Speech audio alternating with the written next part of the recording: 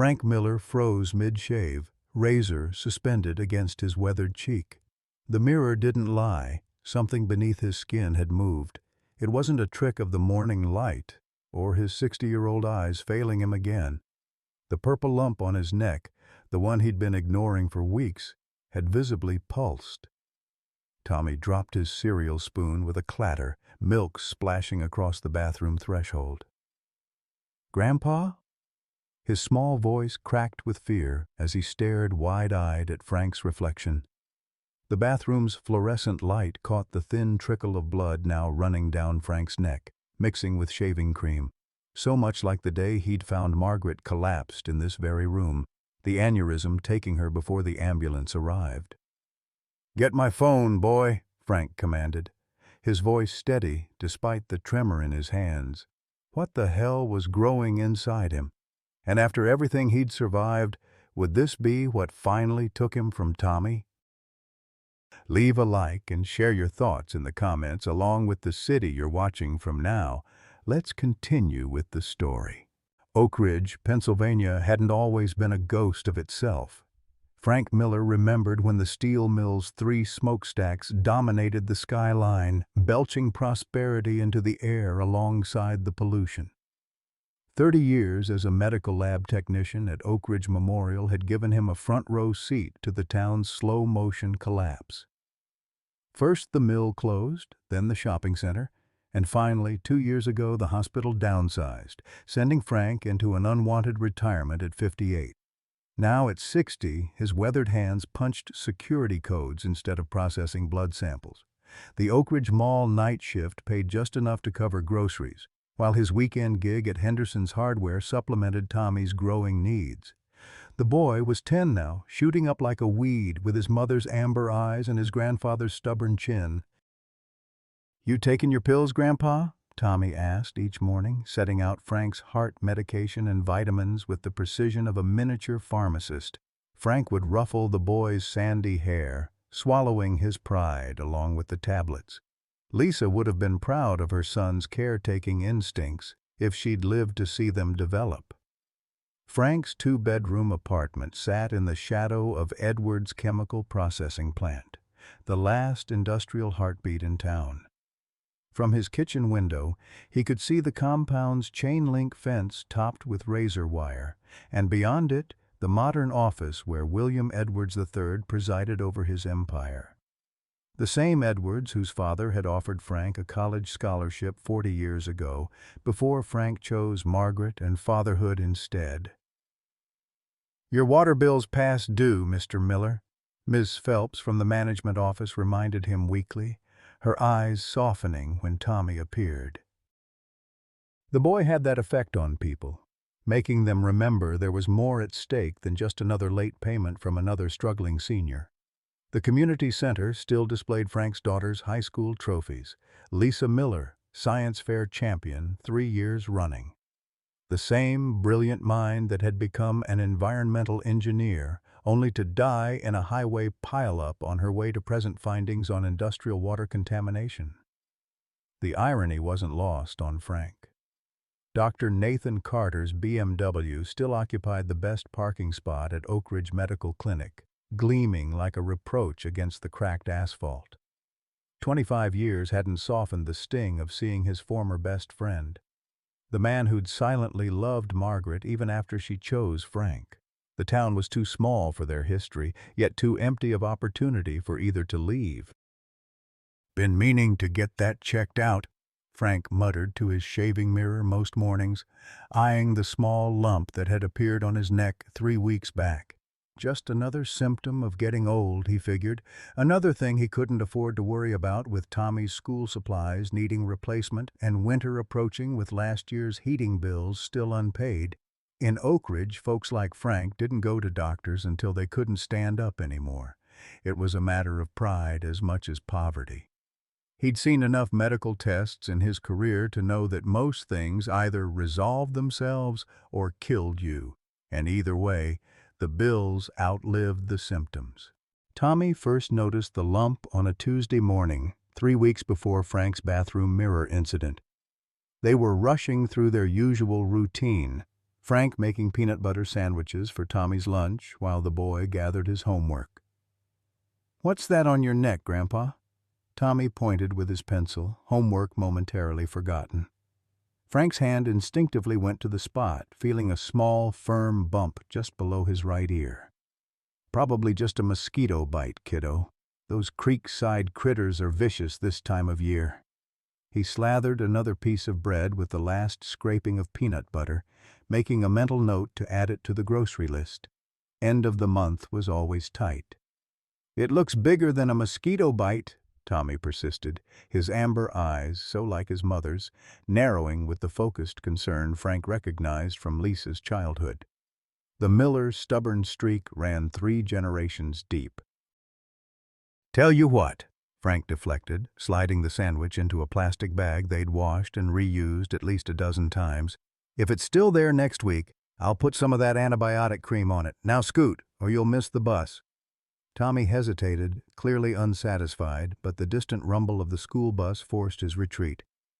"Promise you'll put something on it tonight?" he called over his shoulder, backpack bouncing as he raced down the apartment steps. "Promise," Frank replied, knowing the boy wouldn't hear him. He'd already forgotten about the lump by the time he punched in for his shift at Henderson's Hardware an hour later. The envelope arrived that same afternoon. No return address, just Frank's name and apartment number in unfamiliar handwriting. He set it aside with the bills. Another collection notice could wait until payday. When Tommy discovered it during dinner, curiosity got the better of them both. "Maybe you won a prize, Grandpa." Tommy's optimism remained undimmed by their circumstances. Inside was a small wooden box with a tarnished brass plate reading Benjamin Fletcher, 101st Airborne, 1969. Frank didn't recognize the name. A handwritten note accompanied it. "Frank, Ben wanted you to have this. He carried it through Nam and said it saved his life more than once. He spoke of you often in his final days. Thought you should have it. James Connor, Veterans Hospital volunteer." "Who's Benjamin Fletcher?" Tommy asked, watching Frank turn the box over in his weathered hands. "Don't know any Ben Fletcher," Frank murmured, confused. "Must be a mix-up." But something about the box drew him in. Inside sat a battered compass, its needle still swinging true to north, and a faded photograph of young soldiers standing before a jungle backdrop. None of the faces meant anything to Frank. "Cool!" Tommy exclaimed, reaching for the compass. "Can I take it for show and tell?" Frank hesitated. Something felt off, but he couldn't place what. "Let's hold off, buddy. Need to make sure it got to the right Frank Miller." He placed the box on the kitchen shelf beside Lisa's high school graduation photo. The strange gift was forgotten by bedtime, when Tommy's math homework and Frank's throbbing knee from standing all day took precedence. 3 days later, the lump had doubled in size.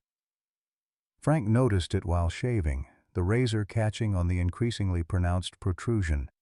It had darkened, too, from flesh-colored to an angry red.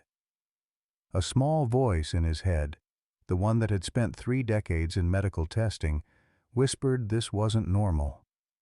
The louder voice, the one that balanced checkbooks and counted pennies, reminded him that the electric bill was due Monday.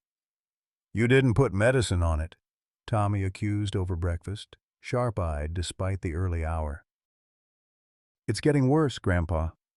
"It's fine," Frank insisted, buttoning his collar higher to hide the evidence. "Just a swollen gland. Body fights infections all the time." Tommy's lower lip trembled slightly. "Mom would make you go to the doctor." The boy's words hit their mark with surgical precision. Lisa would have dragged him by the ear, just like Margaret used to do. The Miller women never tolerated medical negligence. But Lisa was gone, buried beside her mother in Oak Ridge Cemetery, leaving Frank to balance Tommy's needs against impossible finances. "I'll stop by the pharmacy after work," Frank conceded. "Get some antibiotic cream. That'll clear it right up." Mrs. Wilson from apartment 3B was waiting by the mailboxes when Frank returned from his shift. At 72, she was one of the few Oak Ridge residents who remembered the town's better days. She watched Tommy 3 afternoons a week while Frank worked at Henderson's. "That neck of yours needs looking at, Franklin Miller," she declared without preamble. "Tommy's worried sick. Says you've been favoring that side and wincing when you turn your head." Frank sighed. The boy missed nothing. "Just a swollen gland, Abigail. Nothing to fuss over." "Mm-hmm," she hummed, unconvinced. "And I suppose that's why you dozed off watching Tommy yesterday. Boy said you never napped during your Saturday cartoons." Frank had no ready answer. The fatigue had crept up on him, alongside a persistent, low-grade fever he'd been ignoring. The lump now throbbed in time with his heartbeat, radiating heat through his collar. "I've got some savings," Mrs. Wilson offered, her voice gentler. "Enough to cover a clinic visit." Pride stiffened Frank's spine. "I appreciate it, but we're managing fine." She pressed her lips together, frustration evident. "Stubborn as a mule, just like your father was. He worked himself into an early grave, too." Frank managed a tight smile. "Good thing I've got Miller women looking out for me then, isn't it?" He escaped to his apartment before she could respond, finding Tommy at the kitchen table surrounded by science books. The boy looked up, hope brightening his features. "Did you go to the doctor?" "Got this instead," Frank replied, producing a tube of over-the-counter antibiotic cream. "Pharmacist said it should do the trick." Tommy's disappointment was palpable, but he nodded solemnly. "I'll help you put it on." With clinical precision that broke Frank's heart a little, Tommy applied the cream to the swollen lump, his small fingers gentle against his grandfather's fevered skin. Neither mentioned how the lump seemed to shift slightly under pressure, nor the yellowish fluid that beaded at its center. That night, Frank dreamed of Margaret. She stood in their old kitchen, the one from before the downsizing, sunlight streaming through gingham curtains they hadn't owned in 15 years. "You're being a damn fool, Frank Miller," she told him, hands on hips just like in life. "That boy needs you." "I'm doing my best, Mags," he protested. "Money's tight." "Your pride was always bigger than your sense," she replied, fading as he reached for her. He woke, drenched in sweat, the lump throbbing painfully. Something had changed. It felt different now, almost as if it were moving. By Friday morning, Frank could no longer button his collar over the swelling. He wrapped an old bandana around his neck, telling Tommy it was a new fashion statement. The boy didn't smile. "Miss Stevenson wants to meet with you," Tommy said instead, pushing his cereal around his bowl. "About my science project." Frank's heart sank. Parent-teacher conferences meant time off work, and time off meant docked pay. "Everything okay with your project?" Tommy shrugged, not meeting his eyes. "She just wants to talk to you." The real reason became clear when Frank arrived at Oak Ridge Elementary that afternoon. Jennifer Stevenson, Tommy's 5th-grade teacher, was waiting with the school nurse, Barbara Taylor. "Mr. Miller," Ms. Stevenson began, "Tommy's been distracted in class lately. When I asked what was wrong, he told me about your medical situation." Frank shot a betrayed look at his grandson, who studied his sneakers intently. "I was worried," Tommy whispered. Nurse Taylor stepped forward. "Mr. Miller, I'd like to take a look if you don't mind." Trapped and outnumbered, Frank reluctantly unwound the bandana. The nurse's sharp intake of breath told him everything he needed to know before she even spoke. "This needs medical attention immediately," she stated, professional demeanor barely masking her alarm. "It's showing signs of serious infection." "I've been treating it," Frank protested weakly. "With over-the-counter cream," Tommy interjected. "It's not working, Grandpa." Mr. Stevenson placed a gentle hand on Frank's arm. "The community clinic has a sliding scale for payments. I can drive you there now." The walls were closing in. Frank felt lightheaded, Whether from the infection or the humiliation, he couldn't tell. Decades of self-sufficiency crumbling in a school nurse's office, exposed by a 10-year-old's love and fear. "Fine," he conceded, unable to bear the worry in Tommy's eyes any longer. "But I can drive myself." 3 hours later, Frank sat stunned in the clinic parking lot, prescription slips clutched in his hand. "Doctor." Peterson's words echoed in his head. "This isn't a typical infection, unusual presentation. Concerned about the centralized hardness, need to start aggressive antibiotics immediately. Follow up in 48 hours. If no improvement, hospital admission may be necessary." The total at the pharmacy counter had been a gut punch. $127.83 for the antibiotics, another $45 for the specialized dressing materials. Even with the clinic's sliding scale, the visit had cost $75. Nearly a week's pay gone in an afternoon. Frank had stood at the pharmacy counter, calculator in hand, making impossible calculations. In the end, he'd walked out with just the antibiotics. They'd have to use clean dishcloths for dressings. "Did they say what it is?" Tommy asked that evening as he carefully helped Frank take his first antibiotic pill. "Just an infection," Frank lied, not mentioning Dr. Peterson's furrowed brow or the way he'd called in another doctor for consultation. Not mentioning the word unusual that had been repeated too many times, or how they'd taken samples for further testing. Tommy nodded, relief evident in his young face. "The medicine will make it better now."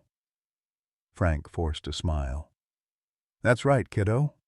Good as new in no time." But as he lay awake that night, fever climbing despite the medication, Frank couldn't shake the memory of Dr. Peterson's parting words. "I've never seen anything quite like this, Mr. Miller, and in my experience that's rarely good news." 2 days after starting the antibiotics, Frank knew something was terribly wrong. The medication that should have reduced the swelling seemed to have the opposite effect. The lump now protruded visibly from his neck, angry and distended, with a dark center that felt unnaturally firm to the touch.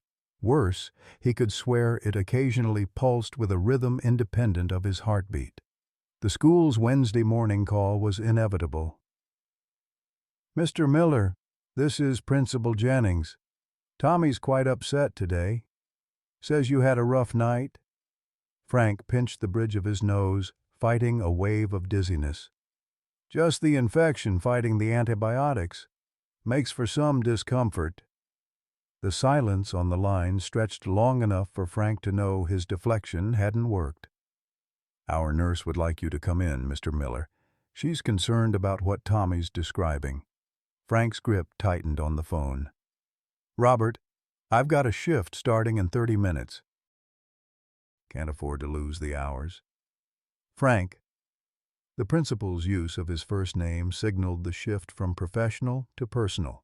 They'd played high school football together a lifetime ago. "The boy says you passed out in the bathroom this morning. He had to help you back to bed." The memory flooded back, the cracking pain as he'd turned his head under the shower spray, the gray edges of his vision, Tommy's terrified face swimming above him as consciousness returned. The boy had been late for school because he'd refused to leave until Frank could stand unaided. "I'll swing by after my shift ends at 4, Frank conceded. "The nurse won't be here then," Principal Jennings countered. "And frankly, Frank, I'm worried this can't wait.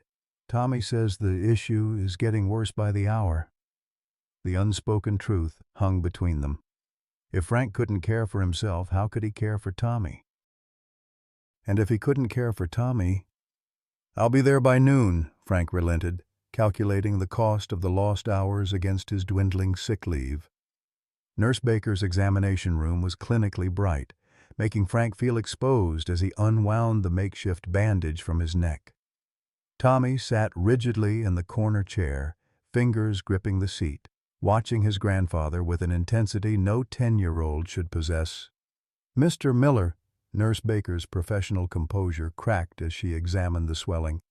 "This has progressed significantly. You need emergency medical attention." "The antibiotics," Frank began. "Aren't working," she finished firmly. "This isn't responding like a typical bacterial infection. The central mass is concerning." Principal Jennings appeared in the doorway, his expression grim. "I've called an ambulance." "The hell you have!" Frank surged to his feet, immediately regretting it as dizziness threatened to topple him. "Do you have any idea what an ambulance costs?" "Grandpa, please." Tommy's voice cracked, tears welling.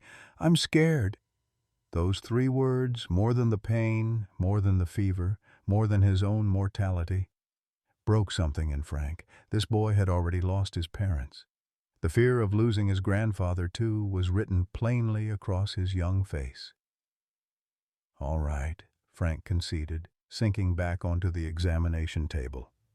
"But I'm walking out to it, not being wheeled through the school with every kid watching." By the time they reached Oak Ridge Memorial Hospital, Frank's fever had spiked to 103.2. The emergency room doctor, a young woman Frank didn't recognize, examined the lump with growing alarm. "We need to get you into CT immediately, Mr. Miller. I'm concerned about the proximity to your carotid artery. If this is an abscess and it ruptures internally—" She didn't finish the sentence. She didn't need to. Frank had processed enough lab results in his career to understand the implications: blood poisoning, stroke, death. "What about my grandson?" Frank asked, eyeing Tommy, who sat huddled in a visitor chair, attempting bravery beyond his years. "I'll call Mrs. Wilson," Principal Jennings offered from the doorway. "She can watch him until we know more." The next hours passed in a blur of tests, needle sticks, and increasing concern from the medical staff. CT scan, blood work, fluid samples from the lump. Each professional who examined him seemed more disturbed than the last. "We're admitting you," the ER doctor finally announced, "and we need to drain this abscess immediately. The infection is tracking dangerously close to major blood vessels." "My insurance," Frank began. "Will be sorted later," she cut him off. "This is potentially life-threatening, Mr. Miller." As they prepared him for the procedure, a familiar voice carried from the nurse's station. Frank's stomach dropped. He'd recognize that voice anywhere, even after all these years. Dr. Nathan Carter strode into the treatment area, white coat flaring dramatically as always. 25 years had added silver to his temples, but hadn't diminished his commanding presence. He stopped short when he saw Frank, surprise flickering across his features before his professional mask slipped back into place. "Frank Miller," he said, picking up the chart. "Didn't realize you were the emergency consult." "Wouldn't have come if I'd known you were on call," Frank replied, immediately hating how petty it sounded. "Doctor." Carter's eyes flicked to Tommy, then back to Frank. "I see Lisa's boy has your charm." A nurse approached with a tray of instruments. "We're ready when you are, Dr. Carter." Nathan nodded. All business now. "Mr. Miller has a complex abscess requiring immediate drainage." "I'll need a full surgical tray, not just the basic equipment." "It's just a boil," Frank protested. "It's not," Nathan countered sharply. "The CT shows a centralized mass with unusual density. This isn't a standard abscess, Frank." Fear, cold and insistent, crept up Frank's spine. "Meaning what exactly?" Nathan's expression softened slightly. "Let's drain it first, then we'll know what we're dealing with." Tommy moved to Frank's bedside, his small hand finding his grandfather's. "Is it gonna hurt?" Before Frank could answer, Nathan crouched to the boy's eye level. "We'll numb the area first, so your grandfather won't feel pain. But it's a good thing you got him here when you did. You might have saved his life." Tommy's chest puffed slightly at the praise, though worry still creased his young brow. "Can I stay with him?" Nathan hesitated, then nodded. "You can stay until we begin the procedure. Then you'll need to wait outside with—" He glanced around. "Is Mrs. Miller?" My daughter passed 2 years ago, Frank said stiffly. Tommy's with me now. Something unreadable crossed Nathan's face. I hadn't heard. I'm sorry for your loss. The simple sincerity in those words, from the man who had once loved Margaret, who had stood as best man at their wedding despite his own heartbreak, cracked Frank's armor slightly. Principal Jennings is calling our neighbor, Frank explained. She'll watch Tommy until I'm sorted out. 30 minutes later, Frank lay draped on the examination table, the side of his neck numbed and prepped for the procedure. Tommy had been ushered to the waiting room with Principal Jennings, but not before extracting a solemn promise from his grandfather to get better, no matter what. You'll feel pressure, but no pain, Nathan explained, positioning the light. If that changes, tell me immediately. Frank nodded, suddenly acutely aware of the absurdity of their situation. His former best friend, the man he'd barely spoken to in decades because of a woman who was now 20 years in her grave, was about to cut into his neck. Life had a twisted sense of humor. So, Nathan began conversationally as he worked, security at the mall, bit of a change from the lab. Hospital downsized, I was expendable, Frank replied tersely, wincing at the pressure as Nathan probed the swollen area. You were one of the best technicians we had, Nathan countered. Your cytology work was unparalleled, Frank snorted. Tell that to administration. Nathan fell silent, focused on his work. After several minutes, he spoke again. His tone changed. This is unusual. The central mass is extremely firm. Meaning I need to make a larger incision than I anticipated. The localized swelling appears to be a reaction to something else. Frank's pulse quickened. Cancer? No, Nathan said quickly. Not consistent with malignancy. This is... Wait. Frank felt increased pressure, then a strange sensation of something shifting beneath his skin. Nathan's sharp intake of breath sent a jolt of fear through him. What is it? Nurse, Nathan's voice was tightly controlled. I need the specimen container. Now. More pressure, a tugging sensation, then a feeling of profound relief as something was extracted from his neck.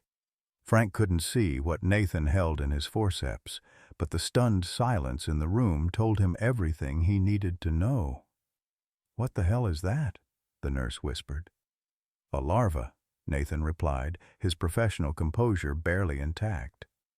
A remarkably large one. And there appears to be... Yes, there's another. A what? Frank tried to turn his head, but Nathan's firm hand stopped him. Stay still, Frank. There are multiple parasitic larvae embedded in the tissue. I need to remove them all and clean the wound thoroughly. The room spun despite Frank's horizontal position. Parasites? In my neck? Some species of fly can deposit eggs under the skin, Nathan explained, working methodically, but I've never seen specimens this large outside of tropical medicine journals, and certainly not in Pennsylvania. By the time the procedure was complete, Nathan had removed 7 larvae, each the size of a large grape.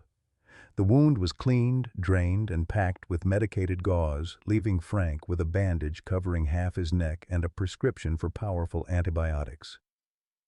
We're sending the specimens to the lab for identification, Nathan explained as Frank gingerly dressed. And we need to monitor you for possible systemic infection. I'd prefer to admit you overnight. Can't afford it, Frank stated flatly. Just give me the antibiotics. Nathan's frustration was evident. This isn't a standard infection, Frank. These parasites were abnormally large, suggesting they've been developing for weeks. The tissue damage is extensive. And the bill for an overnight stay would finish what the bug started, Frank countered. I've got Tommy to think about. They reached an uneasy compromise. Frank would go home with oral antibiotics and wound care supplies, but would return the following morning for a checkup and to receive the lab results. In the waiting room, Tommy leapt to his feet when he saw Frank, relief washing over his young face. Mrs. Wilson stood more slowly, concern evident in her faded blue eyes. "Well?" she prompted. "Infection's drained," Frank offered vaguely. "Got some stronger medicine? I'll be right as rain in no time." Principal Jennings and Nathan exchanged glances over Frank's head, a silent communication that didn't escape Mrs. Wilson's notice. "Tommy can stay with me tonight," she offered. "Give you a chance to rest properly." Frank started to protest, but Nathan cut in smoothly. "That's an excellent idea." Frank needs uninterrupted rest to begin healing. Tommy clutched his backpack straps tightly. "But what if Grandpa needs help in the night?" "I'll be fine, kiddo," Frank assured him, ruffling his hair with a steadiness he didn't feel. "Mrs. Wilson makes better pancakes than I do anyway." Later, as Mrs. Wilson led Tommy away, the boy glanced back repeatedly, as if afraid his grandfather might vanish if he looked away too long. The fear in those amber eyes, so like Lisa's, so like Margaret's, lodged in Frank's chest like a physical pain. "You need to prepare yourself," Nathan said quietly as they watched the pair leave. "The lab results may reveal more than just what species these parasites are." Frank turned to him, alarm rising. "Meaning what?" Nathan's expression was grave. "These aren't typical specimens, Frank. Their size, their development pattern, something's not right. And given their location near your carotid artery, this could have been fatal if left untreated much longer." The weight of those words settled on Frank as he signed the discharge papers, the implications crystal clear. If Tommy hadn't insisted, if the school hadn't intervened, if Nathan hadn't been on call, he might not have lived to see December. As Frank stepped into the autumn evening, prescription clutched in his hand, the streetlights of Oak Ridge flickered to life. Somewhere across town, Tommy was settling into Mrs. Wilson's spare room, trying to be brave. And somewhere in a hospital lab, technicians were examining the creatures that had nearly killed Frank Miller, creatures whose existence raised questions no one in Oak Ridge was prepared to answer. Frank woke to the unfamiliar sensation of silence. No Tommy rummaging for breakfast cereal, no cartoons blaring from the ancient television, no backpack being packed with determined efficiency. Just silence and the persistent throb of his bandaged neck. He shuffled to the bathroom, wincing as the movement pulled at the packed wound. Nathan's handiwork was visible in the mirror, a neat white rectangle of gauze and surgical tape covering what felt like a canyon carved into his flesh. Gingerly, he swallowed the morning dose of antibiotics, grimacing at the bitter aftertaste. The wooden box from the mysterious Ben Fletcher sat on the kitchen counter where he'd left it. Something about it nagged at him, a puzzle piece that didn't quite fit. Frank turned it over in his hands, examining the tarnished brass plate more carefully in the morning light. Tiny scratches marred the surface around the name, as if it had been recently attached or replaced. His phone rang, startling him from his contemplation. Nathan Carter's name flashed on the screen. Frank had programmed it in reluctantly last night under the doctor's insistence. "Results are back," Nathan said without preamble when Frank answered. "We need to talk, in person." The gravity in Nathan's voice triggered a cold knot in Frank's stomach. "That bad?" "Not over the phone," Nathan replied. "Can you come to my office? Now?" "That urgent?" A pause. "Yes." 40 minutes later, Frank sat across from Nathan in his private office at Oak Ridge Memorial. The room was everything Frank would have expected: elegant, organized, expensive. A framed medical degree from Johns Hopkins hung beside certificates of advanced specialization, the trappings of a successful career that could have been Frank's if he'd made different choices. Nathan slid a manila folder across the polished desk. "The larvae we removed aren't standard botflies or screwworms, which would be unusual enough in Pennsylvania. They're common horseflies, Tabanus salsifrons, but they've..." Changed. Changed how? Frank asked, not touching the folder. They're nearly 3 times normal size. Their mandibular hooks are overdeveloped. And most concerning, Nathan leaned forward, dropping his voice despite the closed door, they show significant chemical contamination in their tissue samples. Frank's mind spun. Chemicals? What kind? Industrial solvents, heavy metals, and specific compounds used in the treatment of leather and textile processing. Nathan's eyes met Frank's. Compounds primarily used at Edwards Chemical. The connection clicked like a key turning in a lock. The creek behind my apartment complex. It runs from the direction of Edwards' plant. Nathan nodded grimly. I've already contacted the EPA and the Department of Environmental Protection. They're sending inspectors today. William Edwards has half the town council in his pocket, Frank scoffed. You think they'll actually do anything? They will when they see these results. Nathan tapped the folder. And when they hear about the other cases. Frank's head snapped up. Other cases? You're the 4th this month with parasitic infection showing the same chemical markers. All of you live within a half-mile radius of that creek.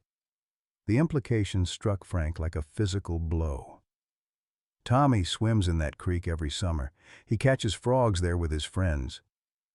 The contamination likely altered the fly's development and behavior, Nathan continued.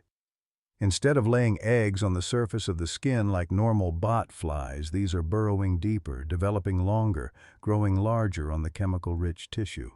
Frank felt sick. How long have you known about this? Nathan's expression hardened. I've been documenting unusual cases for the past 8 months. Building a case, gathering evidence. 8 months? Frank's voice rose. People could have died. People have died, Frank, Nathan shot back. Mrs. Carson from Pine Street, her pneumonia last spring, parasitic larvae in her lung tissue. We found the same chemical markers, but by then it was too late to prove causation. Frank stood abruptly, ignoring the stab of pain from his neck.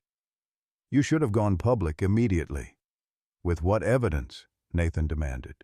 Edwards would have buried it, claimed the victims were exposed elsewhere, paid off enough experts to create reasonable doubt. Frank paced the confines of the office. So why tell me now? Because your case is different. Nathan opened the folder revealing photographs of the extracted larvae alongside microscope slides. The specimens we removed from you are the largest yet, and they were clustered near your carotid artery in a pattern that suggests deliberate placement. Frank stopped cold. What are you saying? I'm saying these weren't random, Nathan stated flatly. The larvae were concentrated in a specific area, all at the same developmental stage. That suggests they were deposited simultaneously, intentionally. The wooden box from Ben Fletcher flashed in Frank's mind. The compass, the unfamiliar name, the strange feeling that something wasn't right. When did the lump first appear? Nathan pressed. About 3 weeks ago, Frank answered slowly. Right after I received a package. A military memento supposedly from someone I served with, except I never served. And I don't know any Benjamin Fletcher. Nathan's eyebrows shot up. You still have this package? On my kitchen counter. The doctor was already reaching for his phone. Don't touch it again. I'm calling the health department investigative team. While Nathan made the call, Frank sank back into the chair, mind racing. If the parasites had been deliberately planted, if the package had been the delivery mechanism, but who would target him, and why? A soft knock interrupted his thoughts. The door opened to reveal Tommy, backpack clutched to his chest like a shield, Principal Jennings hovering protectively behind him. Tommy? Frank straightened. What are you doing here? Shouldn't you be in school? He was quite insistent on seeing you, Principal Jennings explained, and given the circumstances, I thought it best to accommodate him. Tommy rushed to Frank's side, amber eyes scanning his grandfather's face. Are you okay? Mrs. Wilson wouldn't tell me what was wrong, just that you had an infection." Frank shot a questioning look at Nathan, who gave a slight shake of his head. "Don't tell him everything." "The doctor removed the infection," Frank explained carefully. "I'm on medicine now to make sure it doesn't come back." Tommy's gaze dropped to the bandage. "Was it really bad?" "It was. Unusual," Frank hedged. "But Dr. Carter fixed me up good as new." Principal Jennings cleared his throat. "Tommy, why don't you show your grandfather what you brought?" The boy unzipped his backpack and produced a thick folder stuffed with printed pages. "I've been researching," he announced, with the seriousness only a 10-year-old could muster. "About Edward's chemical." Frank and Nathan exchanged startled glances. "For my science project," Tommy continued, oblivious to their reaction. "About water pollution. I took samples from the creek and tested them with the kit Ms. Stevenson gave me." He spread the papers across Nathan's desk, printouts of pH readings, crude but methodical drawings of water samples, photographs of the creek's edge where an oily sheen was clearly visible on the water's surface. "The water's really bad, Grandpa," Tommy declared.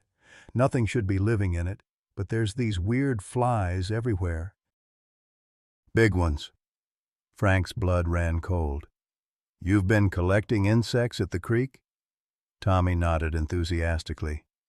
"For comparison, the ones by our apartment are way bigger than the ones upstream from the factory." Nathan leaned forward, professional interest piqued. "You documented the difference?" Tommy flipped to a page showing 2 insects side by side, with meticulous measurements noted beneath each. "The ones downstream are almost 3 times bigger, and they bite harder, too." Frank felt the room tilt slightly. "You've been bitten?" "Where?" "Just on my arm." Tommy pulled up his sleeve to reveal a small, healing welt. "It got really itchy, but then it went away." Frank shot to his feet, ignoring the pain that lanced through his neck. "We need to get him checked, now." "Frank," Nathan began. "Now, Nathan," Frank insisted, panic rising. "If these things laid eggs—" Tommy's eyes widened in alarm. "Eggs? Like bug eggs? In people?" Principal Jennings stepped forward. "Perhaps Tommy should wait outside while you discuss this." "No," Frank and Tommy said simultaneously. Frank knelt to his grandson's level, wincing as the movement pulled at his wound. "Tommy, the infection in my neck was caused by insect larvae, like baby flies, that got under my skin somehow. Dr. Carter is worried that the bugs by our apartment might be dangerous because of chemicals in the creek." Rather than frightened, Tommy looked fascinated. "So, I was right? Edward's chemical is polluting the creek and changing the bugs?" "We're investigating that possibility," Nathan answered carefully. "But right now, we need to make sure you're not infected, too." While Nathan arranged for Tommy to be examined, Frank stepped into the hallway with Principal Jennings. "How much does he know?" Frank asked quietly. "More than you might think," Jennings replied. "He's been working on this project for weeks. Started right after you first noticed that lump, according to Ms. Stevenson." Pride and fear warred in Frank's chest. "He's too smart for his own good, just like his mother." Jennings nodded solemnly. "Lisa was always ahead of her classmates. Tommy's the same way. When he gets focused on something, he's relentless." A commotion at the end of the corridor drew their attention. A cluster of men in suits had entered the hospital, accompanied by uniformed police officers. At their center stood William Edwards III, his silver hair immaculately styled, his tailored suit a silent proclamation of wealth and power. "Speak of the devil," Jennings muttered. Frank tensed as the group approached, Edwards breaking away to address them directly. "Robert," Edwards nodded to the principal, then turned cold eyes on Frank. "Mr. Miller, I understand there have been some alarming claims about my company." "Not claims," Frank replied stiffly. "Evidence." Edward's smile didn't reach his eyes. Preliminary findings, at best. Easily explained by other factors. Like what? Frank challenged. 7 parasitic larvae burrowing toward my carotid artery? Chemical signatures matching your plant's output? Tragic, certainly, Edwards conceded without sincerity. But correlation isn't causation, as I'm sure Dr. Carter would agree. As if summoned by his name, Nathan emerged from the examination room, his expression darkening at the sight of Edwards and his entourage. "This is a patient care area," Nathan stated coldly. "Unless you're here for medical treatment, I'll have to ask you to leave." Edwards spread his hands in a placating gesture. "Simply following up on concerning reports about my company, Doctor. Surely you understand my interest in addressing these misunderstandings promptly." "The only misunderstanding," Nathan replied, "is your belief that you can intimidate your way out of this. The EPA has already been notified. Their investigators are en route." Something dangerous flashed in Edwards' eyes, quickly masked by practiced affability. "And they'll find our operation in full compliance, as always, though I wonder if they'll be equally interested in the hospital's handling of potentially hazardous biological specimens without proper containment protocols." The threat hung in the air, pointed and precise. "Is that what this visit is about?" Nathan asked quietly. "Threats?" "Not at all," Edwards smiled coldly. "Consider it a professional courtesy. These kinds of misunderstandings can damage reputations, yours, the hospital's, even Mr. Miller's standing as his grandson's guardian." Frank stepped forward, hands clenching into fists. "You leave my grandson out of this." "Grandpa?" Tommy's voice came from the doorway, small and uncertain. He stood clutching his backpack, eyes wide as he took in the confrontation. Edward's gaze shifted to the boy, his expression softening with calculated precision. "You must be Thomas. Your science project on local water quality is quite impressive, from what I hear." Tommy edged closer to Frank. "You're Mr. Edwards. Your factory is killing the creek." Edwards chuckled, the sound entirely without humor. "You've got your mother's directness, I see. Lisa never was one to mince words either." The casual mention of Lisa sent a chill through Frank. "You knew my daughter?" "Of course," Edwards replied smoothly. "She consulted for us briefly before her accident. Brilliant young woman. Such a tragedy." The way he said accident raised the hairs on the back of Frank's neck. "Tommy," Frank said without taking his eyes off Edwards, "go with Principal Jennings for a minute. I need to speak with Mr. Edwards privately." "But Grandpa—" "Now, Tommy." Reluctantly, the boy allowed Jennings to lead him a short distance away, though he kept glancing back anxiously. Once Tommy was out of earshot, Frank stepped closer to Edwards, ignoring the security guards who tensed at his approach. "What do you know about my daughter's death?" Edwards sighed as if disappointed by the question. "Only what was in the news. Tragic highway accident. Icy conditions. These mountain roads can be treacherous in winter." "She was on her way to present findings," Frank pressed. "Environmental findings." "Was she?" Edwards raised an eyebrow. "I wasn't aware." But there was something in his eyes, a flicker of calculation, of knowledge, that made Frank's blood run cold. "This isn't over," Frank promised quietly. "No," Edwards agreed, his voice equally low. "But I would consider your position carefully, Mr. Miller. A man your age raising a young boy alone, working 2 jobs. It would be a shame if social services had cause to question your fitness as a guardian." Before Frank could respond, the hospital's automatic doors slid open, admitting a team of people in jackets emblazoned with EPA and Department of Environmental Protection. At their lead was a stern-looking woman with a clipboard and the unmistakable air of authority. Edwards's composure flickered momentarily before he turned all polished charm to greet the newcomers. "Ms. Reynolds, I presume?" "William Edwards. I understand you have some questions about our operation." Frank stepped back, watching as the environmental team surrounded Edwards. Nathan appeared at his side, voice low. Tommy's examination was clear.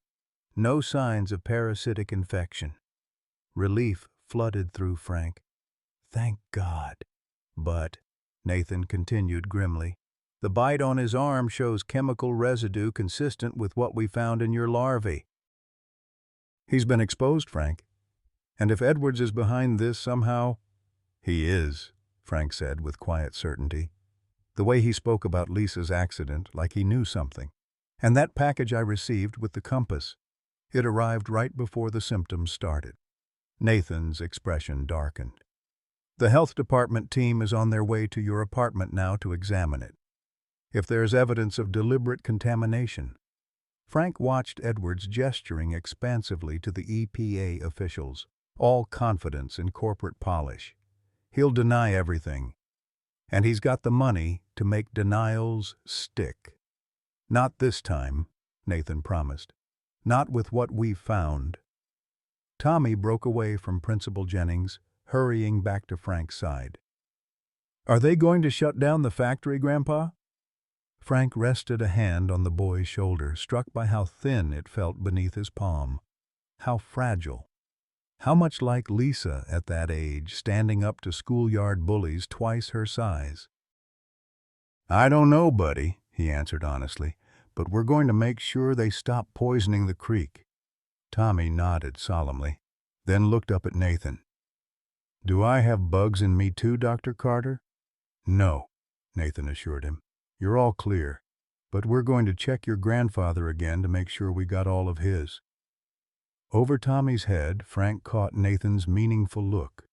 The unspoken message was clear. This was far from over. The larvae they'd removed might not be the only ones. The package might not be the only vector. And William Edwards, watching them now from across the lobby with calculating eyes, would not surrender his empire without a fight. As they walked toward the examination room, Frank felt the weight of Tommy's hand in his, small but determined. Whatever came next, whatever Edwards had planned, whatever truth lay behind Lisa's death, whatever dangers still lurked in Frank's own body, he would face it. For Tommy. For Lisa. For the town Oak Ridge used to be before greed and chemicals poisoned its heart. "You know what, kiddo?" Frank said, squeezing Tommy's hand. "I think your science project just got a whole lot more important." Tommy looked up, amber eyes serious beyond his years. "Mom would have kept fighting, even if she was scared." "Yes," Frank agreed, throat tight with sudden emotion. "She absolutely would have." And so would he. The emergency room erupted into controlled chaos when Frank collapsed. One moment he was standing beside Tommy in the hospital lobby, watching the EPA officials confer with their clipboards and grave expressions. The next, a searing pain lanced through his neck, his vision tunneled to pinpoints, and the polished floor rushed up to meet him. He was vaguely aware of Tommy's panicked shout, of Nathan barking orders, of the cool efficiency with which the medical team transferred him to a gurney. The ceiling tiles blurred past as they rushed him deeper into the hospital's warren of treatment rooms. "BP's dropping, 90/60 and falling," a nurse called out. "Get a line in him now," Nathan commanded, "and page Dr. Winters for surgical." Frank tried to speak, to ask about Tommy, but the words dissolved into a groan as another wave of pain radiated from his neck. This was different from before, sharper, more urgent. Something had changed. "Frank, stay with me." Nathan's face swam into view above him. "We're taking you to surgery. The CT shows movement near your carotid. One of the larvae must have been deeper than the others." Fear, cold and clarifying, cut through the pain. "Tommy," Frank managed to rasp. "He's with Principal Jennings," Nathan assured him. "He's safe." But the look in Nathan's eyes told a different story.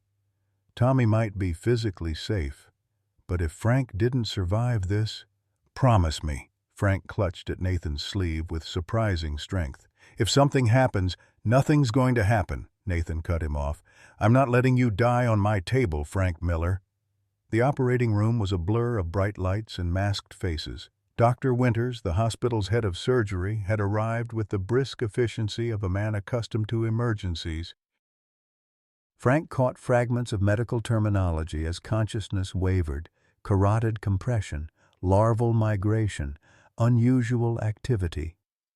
"We need to open the previous incision site and explore deeper," Dr. Winters was saying. "If one of these parasites has attached to the arterial wall—" The anesthesiologist leaned over Frank. "Count backward from 10 for me, Mr. Miller." Frank made it to 7 before darkness claimed him. He dreamed of Lisa. Not as she had been at the end, determined, serious, fighting her battles against corporate indifference, but as the little girl who had once followed him around the lab on take-your-daughter-to-work days, delighting in the colored reagents and microscope slides.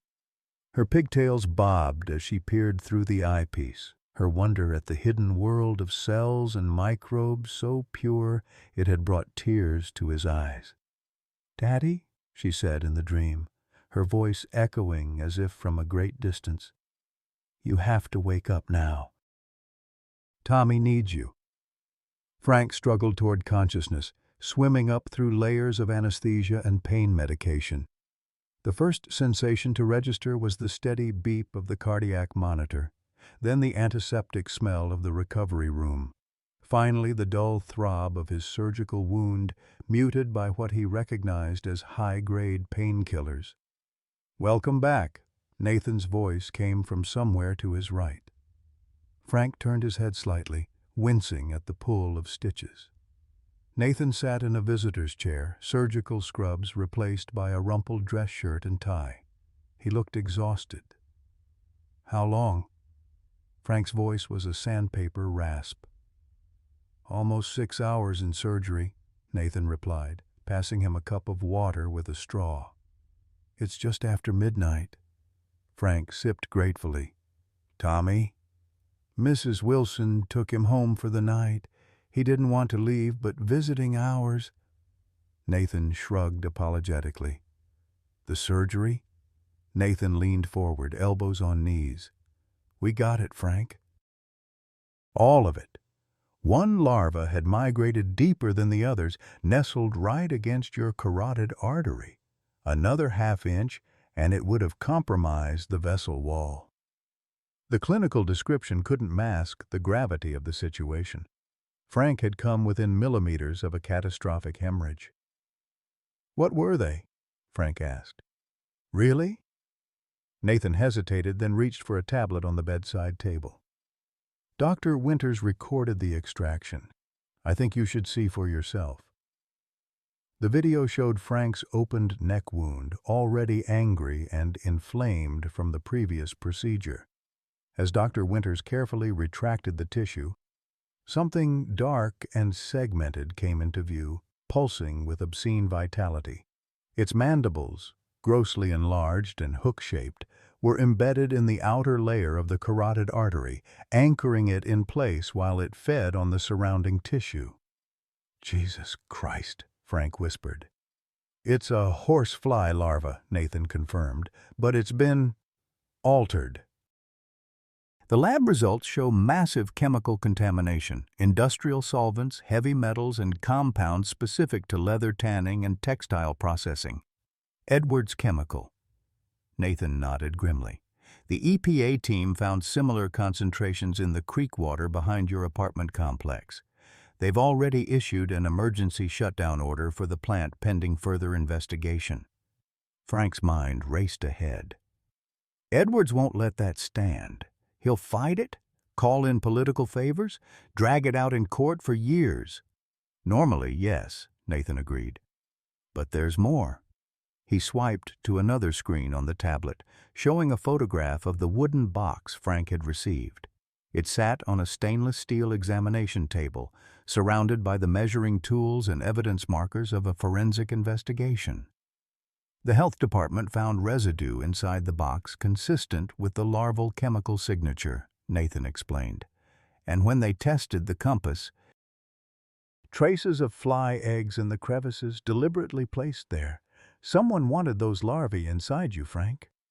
The implication sent a chill through him despite the warm hospital blankets. Edwards. It looks that way. The return address on the package traces back to a P.O. box registered to a subsidiary of Edwards Chemical. They're building a case now for deliberate endangerment, possibly attempted murder. Frank closed his eyes, processing. Why me? Why now? Nathan was quiet for a long moment. I think it might have to do with Lisa. Frank's eyes snapped open. What about Lisa? The EPA investigator, Reynolds. She knew your daughter. Nathan's expression was careful, measuring. Apparently, Lisa had contacted their office about 6 weeks before her accident. She had evidence of illegal dumping at Edwards Chemical, water samples, soil tests, documentation of health impacts on local residents. The room seemed to tilt as the pieces clicked into place. Lisa's late nights at the computer, her secretive phone calls, the flash drive she'd kept on her keychain, never letting it out of her sight. The accident, Frank said, his voice hollow. You're saying it wasn't an accident. Nathan spread his hands. The police are reopening the investigation. The timing is suspicious. She was on her way to meet with EPA officials when her car went off that mountain road. Grief, 2 years buried, surged fresh and raw in Frank's chest. And Edwards targeted me because... Tommy's science project, Nathan said quietly. He's been asking questions around town, taking water samples from the same creek Lisa was investigating. Edwards might have worried he had his mother's data, or that you did. Frank remembered Edwards' words in the hospital lobby, the veiled threat about social services questioning his fitness as a guardian. Not just intimidation, a calculated move to separate him from Tommy, from whatever information the boy might have discovered. Is Tommy safe? Frank demanded, struggling to sit up. If Edwards knows he's been investigating... Easy. Nathan pressed him gently back against the pillows. Tommy's fine. The police have a patrol car outside Mrs. Wilson's apartment, and Edwards is currently being questioned downtown. His assets have been frozen pending the investigation. Relief washed through Frank, followed immediately by a wave of exhaustion. The adrenaline that had briefly cleared his mind ebbed away, leaving him acutely aware of the trauma his body had endured. You need to rest, Nathan observed, standing. I'll be back in the morning, and I'll bring Tommy as soon as visiting hours start. Frank caught his sleeve as he turned to leave. Nathan, thank you. Something complicated passed across Nathan's face. Old regrets, new beginnings. Get some sleep, Frank. Morning brought pale sunlight, and Tommy, who burst into the hospital room with the barely contained energy of a boy who'd been forced to sit still in waiting areas for far too long. He skidded to a stop beside the bed, eyes wide as he took in Frank's appearance, the larger bandage, the IV lines, the monitors still tracking vital signs. Grandpa? Uncertainty trembled in his voice. Are you okay? Dr. Carter said they had to do another operation. Frank managed to smile, reaching for his grandson's hand. I'm okay, buddy. Dr. Carter and his team got all the bugs out for good this time. Tommy's relief was palpable. Promise? Cross my heart, Frank assured him, making the gesture with his free hand. How are you holding up? Mrs. Wilson treating you right? Tommy nodded, but his expression remained troubled. There were police at her apartment all night, and the news people keep trying to talk to me about my science project. Frank frowned. News people? Nathan appeared in the doorway, coffee in hand. It's gone national, he explained. Edwards Chemical, the parasitic infections, the EPA shutdown, it's all over the morning shows. They're calling it the Oak Ridge outbreak. Great, Frank muttered. Just what Tommy needs, reporters hounding him. Actually, Nathan continued. That might be the least of our concerns. Social Services has requested an emergency hearing regarding Tommy's placement while you recover. The words hit Frank like a physical blow. What? Why? Nathan's expression was grim. Edwards's lawyers are arguing that your home is contaminated and unsafe, and that your medical condition makes you temporarily unfit to care for a minor. That's bull. Frank caught himself, glancing at Tommy. That's ridiculous. I'll be out of here in a day or two. It's a delay tactic, Nathan agreed. They're trying to separate you two while they look for Lisa's research. If Tommy has access to her findings or knows where they're stored. Tommy's small face hardened with a determination that was pure Lisa. Mom's flash drive, he said quietly. The one she always kept with her. I found it in her desk after the accident. Frank stared at his grandson. You have it? Tommy nodded solemnly. It's in my science notebook. All her water tests, pictures of the creek, maps of where the factory pipes dump stuff at night. She showed me how to collect samples the right way before his voice caught, before she died. Frank and Nathan exchanged stunned glances. All this time, the evidence that could bring down Edwards' chemical had been tucked into a fifth grader's science notebook, waiting to be discovered. Tommy, Nathan said carefully, does anyone else know you have this flash drive? The boy shook his head. I didn't tell anyone. Mom said it was really important to keep it secret until she could give it to the right people. Smart woman, Frank murmured, a fresh wave of grief and pride washing over him. Even at the end, Lisa had been protecting her work and her son.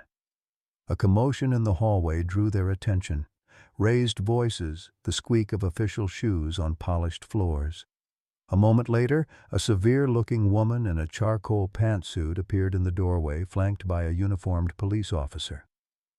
Mr. Miller, she began without preamble, I'm Diane Mercer from Child Protective Services. I have an emergency placement order for Thomas Miller while your medical and housing situation is assessed. Frank's heart plummeted. Now wait just a minute. It's a temporary measure, she continued, her tone professionally detached. Given the contamination of your residence and your current medical state, the court has determined Thomas would be best served in emergency foster care until— No! Tommy's voice cut through the room, small but fierce. He moved closer to Frank's bedside, shoulders squared. I'm staying with my grandpa. Mrs. Mercer softened her approach slightly. I understand this is upsetting, Thomas, but it's just for a little while, until your grandfather is better and you have a safe place to live. This is Edwards's doing, Frank growled, struggling to sit up straighter despite the pain. He's trying to get his hands on Lisa's research. The social worker's eyebrows rose. Mr. Miller, I assure you this decision was made solely with Thomas's welfare in mind. Now, if he could gather his things— Actually, a new voice entered the conversation, that won't be necessary. Frank looked past Mrs.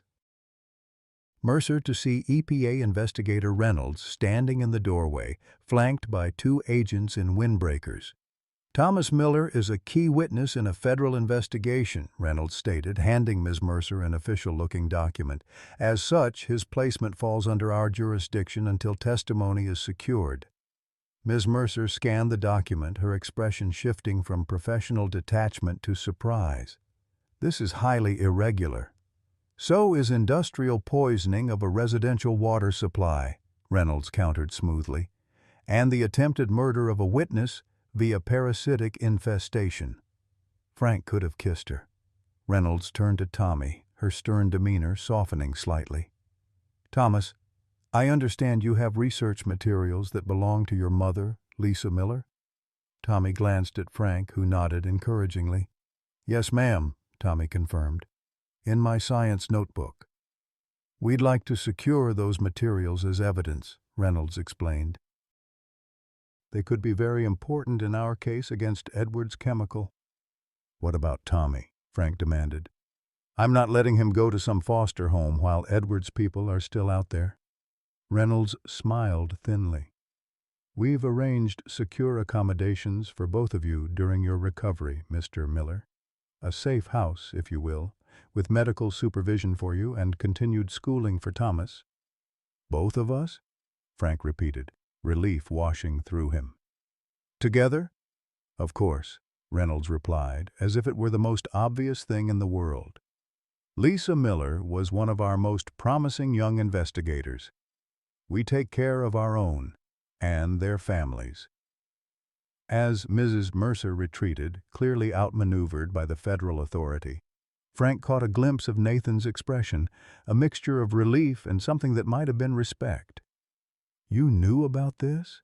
Frank asked him quietly, while Tommy excitedly peppered Reynolds with questions about the safe house. Nathan shrugged. I may have made a call or two last night after we discovered the nature of the larval contamination, mentioned Lisa's connection to the EPA, suggested they might want to interview her son about his science project. Frank felt a surge of gratitude for this man who had once been his best friend, then his rival, and now, somehow, his ally once more. Thank you, he said simply. Nathan nodded, understanding all that remained unspoken between them. They're going to need your statement too, Frank. About the package, the larvae, everything. They'll get it, Frank promised. Every detail. As the room filled with EPA agents, medical personnel preparing for Frank's transfer, and Tommy's excited questions about their temporary relocation, Frank caught sight of the morning news playing silently on the wall-mounted television. The screen showed aerial footage of Edward's chemical, surrounded by emergency vehicles and investigators in hazmat suits. The caption read, Industrial Contamination Scandal. Parasitic infections linked to chemical dumping. William Edwards' corporate portrait appeared in a small box in the corner, alongside the words, CEO detained for questioning. A grim satisfaction settled in Frank's chest. This was just the beginning.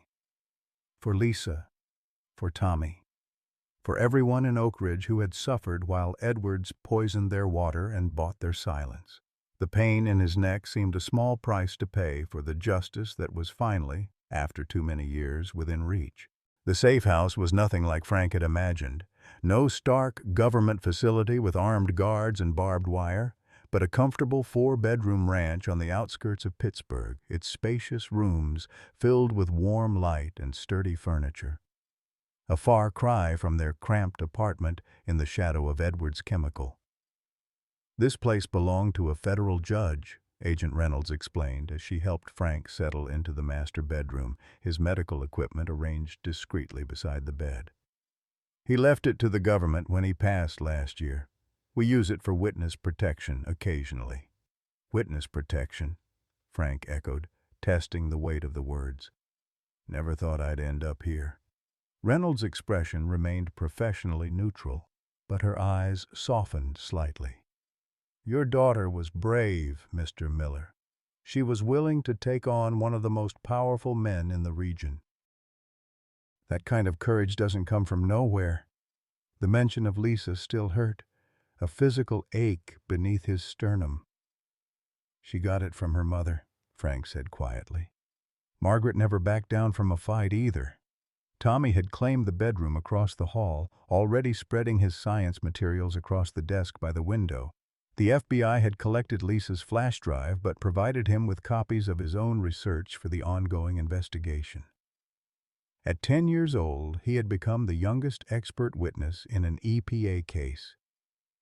How long will we be here? Frank asked, adjusting his position to ease the persistent throb in his neck. The second surgery had been more extensive than the first, leaving him with a drainage tube and a twice-daily regimen of intravenous antibiotics. Until the preliminary hearing, at least, Reynolds replied. 4 weeks, maybe longer. Edwards has assembled an army of lawyers, and they're fighting the injunction every step of the way. Frank wasn't surprised. A man like William Edwards III didn't surrender an empire built on 3 generations of cutting corners and burying evidence. What about our apartment? Our things? Reynolds hesitated, and Frank knew before she spoke that the news wasn't good. "I'm afraid your building has been condemned," she said gently. "The EPA found contamination levels in the soil and groundwater far exceeding safety limits. Your personal belongings—" "Let me guess," Frank interrupted, a bitter taste filling his mouth. "Too contaminated to salvage." She nodded apologetically. "The remediation team is attempting to decontaminate some items, photographs, important documents, but soft furnishings, clothing, most electronics. The chemical residue is too deeply embedded." Everything they owned.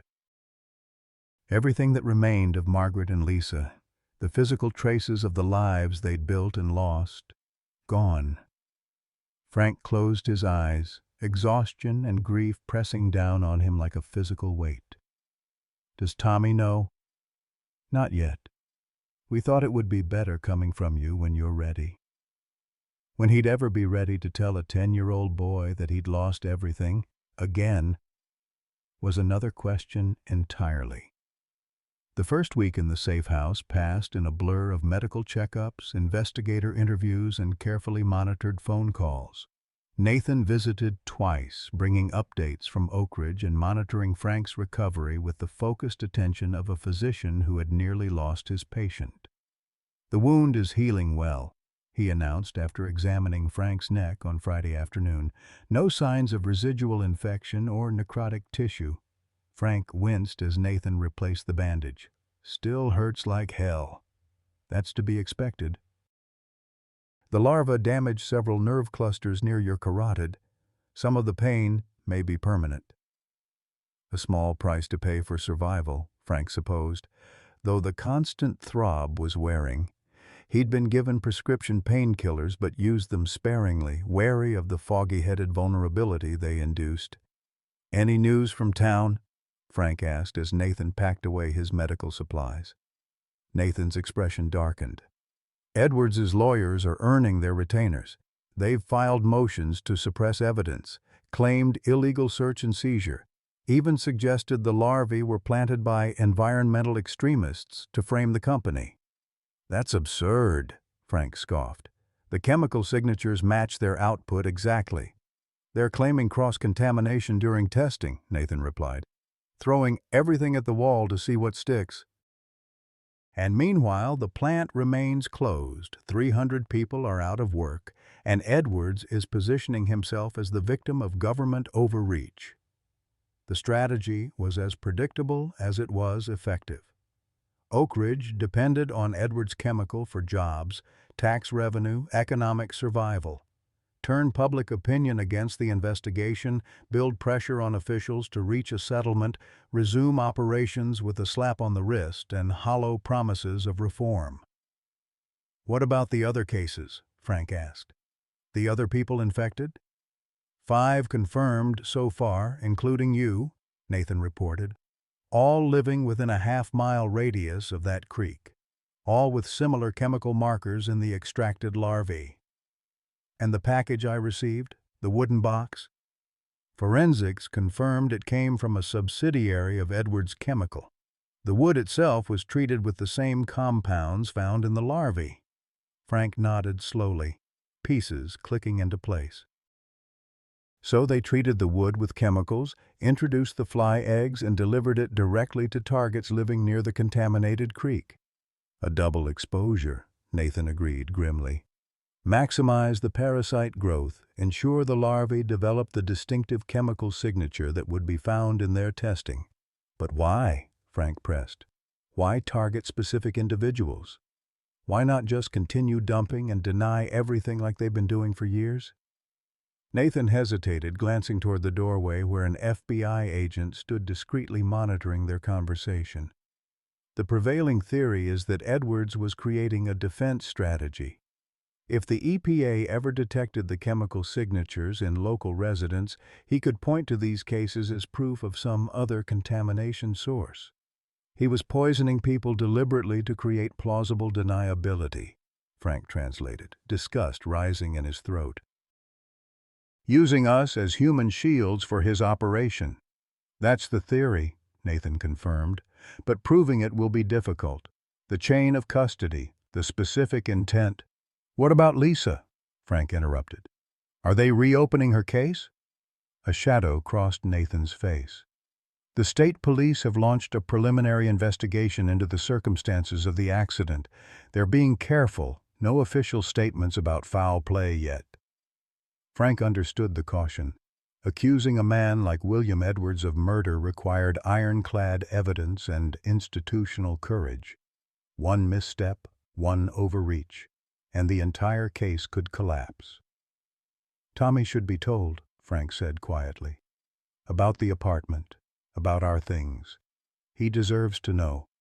Nathan nodded sympathetically. Would you like me to be there when you tell him? The offer, simple, sincere, bridged decades of distance between them. Frank found himself nodding gratefully.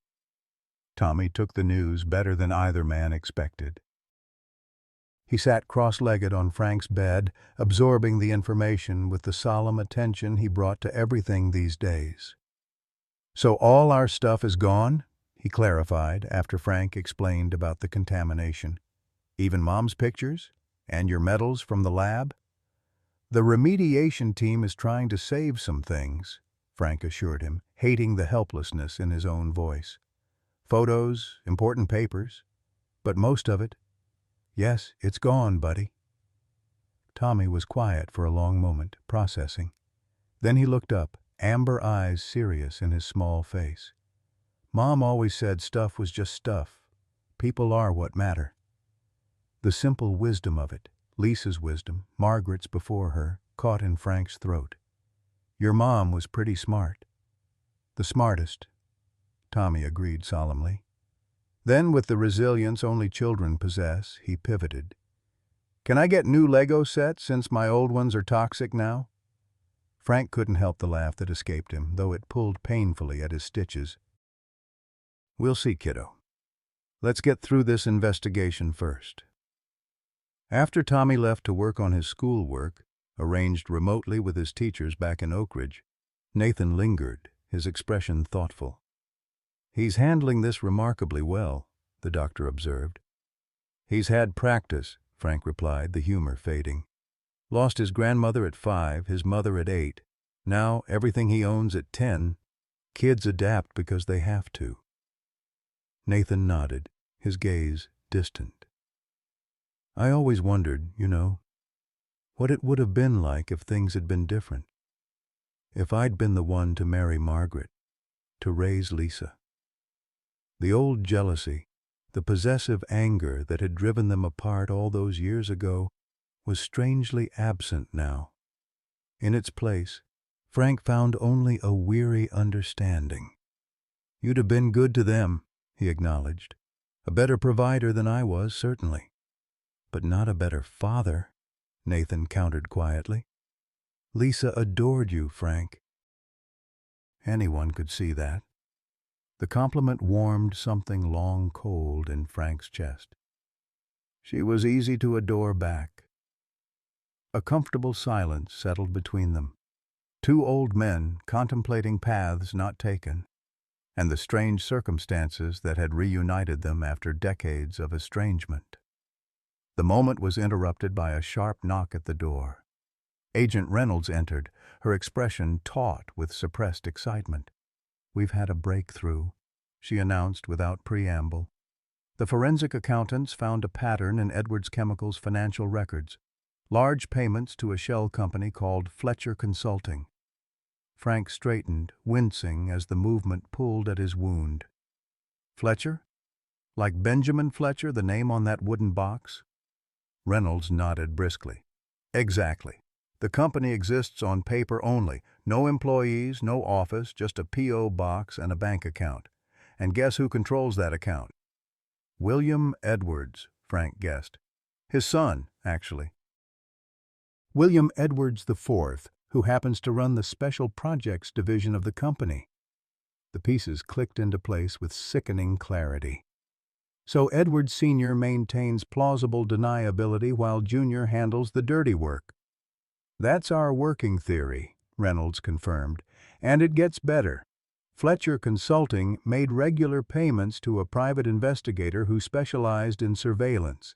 We found files on his server with photographs of Lisa Miller at environmental testing sites along the creek. Frank's breath caught. They were watching her. For months before her accident, Reynolds confirmed grimly. And they weren't just watching. The PI's notes indicate he was reporting her movements, her research activities, even her conversations with EPA officials. The implications settled over the room like a shroud. Lisa hadn't just been investigating Edward's chemical. She had been systematically tracked, her activities monitored, her evidence gathering observed by the very people she was building a case against. "What about the accident?" Frank asked, dreading the answer yet needing to hear it. Reynolds's professional demeanor softened slightly. "The state police have reopened the investigation. They're examining the vehicle wreckage that was preserved after the initial investigation. Preliminary findings suggest the brake lines may have been tampered with." The room tilted slightly, the walls pulsing in time with the throb in Frank's neck. Tampered brakes. Not an accident at all, but murder, cold and calculated to silence a young environmental engineer who had discovered too much. "Does Tommy know?" Frank managed, his voice barely audible. Reynolds shook her head. "Not yet." "We wanted to brief you first, given your condition." Frank closed his eyes, fighting back the wave of grief and rage that threatened to overwhelm him. Lisa, his brilliant, determined daughter, cut down not by fate or misfortune but by human malice, by corporate calculation, by the same greed that had now nearly claimed his life as well. "I want to be the one to tell him," Frank said finally. "Not now. When the evidence is conclusive. When we know for certain." Reynolds nodded understanding. "Of course. In the meantime, this development strengthens our case significantly. The connection between Fletcher Consulting and the parasitic infections provides a clear motive and method." After she left, Nathan moved to check Frank's vital signs, concern evident in his clinical gaze. "Your blood pressure is elevated," he observed. "Understandable, but not ideal for your recovery." Frank barely heard him, lost in memories of Lisa, her graduation from environmental engineering, her fierce pride when she landed her first consulting job, the day she'd told him about her pregnancy with Tommy, terrified but determined to be a single mother after Tommy's father had disappeared at the news. "They killed her, Nathan," he said quietly, "because she was trying to protect people, to do the right thing." Nathan's hand rested briefly on his shoulder, the gesture awkward but sincere. "And we're going to make sure everyone knows it." The following days brought a flurry of legal developments. Edwards Chemicals attorneys filed motion after motion to suppress evidence, challenging chain of custody, questioning testing protocols, attempting to undermine the connection between the parasitic infections and the company's operations. Meanwhile, the FBI's investigation into Fletcher Consulting yielded more damning evidence. Bank records showed payments to the private investigator tracking Lisa Miller ended abruptly after her death. 2 weeks later, large cash withdrawals began, untraceable and suspicious. Frank's physical recovery progressed slowly. The wound in his neck healed in jagged, puckered tissue that Nathan assured him would fade with time, though the nerve damage left him with persistent pain and occasional numbness down his right arm. Tommy adapted to their temporary home with resilience, attending virtual classes and continuing to assist the EPA with understanding his mother's research. His science project on water contamination had expanded into an ongoing collaboration with federal environmental scientists who treated the 10-year-old with a respect that made Frank's chest swell with pride. But the emotional toll mounted. 2 weeks into their stay at the safe house, Frank woke to the sound of muffled sobbing from Tommy's room. He found the boy curled around a printed photograph of Lisa, one of the few items the remediation team had managed to salvage from their apartment. "I miss her," Tommy whispered as Frank eased himself onto the edge of the bed, his movements still stiff and careful. "And I miss our stuff. Our house. Everything." Frank gathered his grandson against his side, feeling the small shoulders shake with grief too big for a 10-year-old to carry. "I know, buddy. I miss it all, too." "It's not fair," Tommy hiccuped against Frank's shirt. "Mom was just trying to help people. Now the bad guys took everything." "Not everything," Frank corrected gently. "They didn't get you. And they didn't get her research. You kept it safe. That's going to help a lot of people, Tommy." The boy looked up, tear-streaked and vulnerable in the dim light. "But what happens after? When the case is over? Where will we live?" It was the question Frank had been avoiding, the uncertainty that loomed beyond the temporary security of the safe house. Their apartment was condemned, their possessions contaminated, their community disrupted by the closure of its primary employer. What kind of future awaited them in Oak Ridge or anywhere else? "We'll figure it out," Frank promised, hoping he sounded more confident than he felt. "One step at a time." Tommy nodded, seeming to accept this incomplete answer. As Frank held him until he drifted back to sleep, he gazed out the window at the unfamiliar suburban landscape, feeling more adrift than he had since Margaret's death. Everything they had built, everything he had tried to preserve for Tommy was gone, poisoned by the same corporate greed that had taken Lisa. The tragedy was complete. Or so he thought, until the following morning, when Agent Reynolds arrived with news that would shatter what little stability remained. "Child Protective Services has filed an emergency petition," she announced grimly, handing Frank a legal document with a Department of Justice stamp. "They're challenging your guardianship of Tommy on grounds of unsafe living conditions and medical incapacity." Frank stared at the paper, the legal language swimming before his eyes. "What? But we're in protective custody. Our apartment situation isn't my fault." "Edward's lawyers are behind it," Reynolds explained, frustration evident in her clipped tones. "They're arguing that your recovery timeline is indeterminate, that you have no suitable housing to return to, and that Tommy's involvement in a federal investigation places him at risk while in your care." The room seemed to close in around Frank, the air suddenly thin. "They can't take him. He's all I have left." Reynolds' expression softened with genuine sympathy. "We're fighting it, Mr. Miller. The Department of Justice has filed a counter-motion arguing that separating Tommy from you would compromise his testimony and psychological well-being." But the damage was done. Another battle, another front in Edward's war against them, another way to break what remained of Frank's spirit, to isolate Tommy, perhaps to pressure the boy into recanting or minimizing his testimony about his mother's research. As Reynolds outlined the legal strategy, Frank felt the weight of it all pressing down. The pain in his neck, the grief for Lisa, the fear for Tommy's future, the loss of everything familiar and safe. In that moment, the victory he had glimpsed seemed to recede, replaced by the grinding reality of fighting a system where money bought influence and corporations held more rights than people. He was just one man, aging, injured, financially broken, against an empire built on generations of wealth and political connection. And now they were coming for the only thing that mattered: his grandson, his last link to Lisa, to Margaret, to the family he had failed to protect. The juvenile court hearing room felt too small, too formal, with its dark wood paneling and fluorescent lighting that cast everyone in an unflattering pallor. Frank sat stiffly at one table, his attorney, provided by the Department of Justice, arranging papers with practiced efficiency. Across the aisle, the Child Protective Services representative conferred in hushed tones with a silver-haired attorney whose tailored suit probably cost more than Frank's monthly income.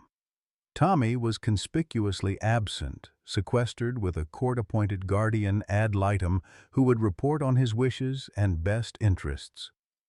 The separation, though temporary, had left Frank feeling hollowed out, as if some vital organ had been removed.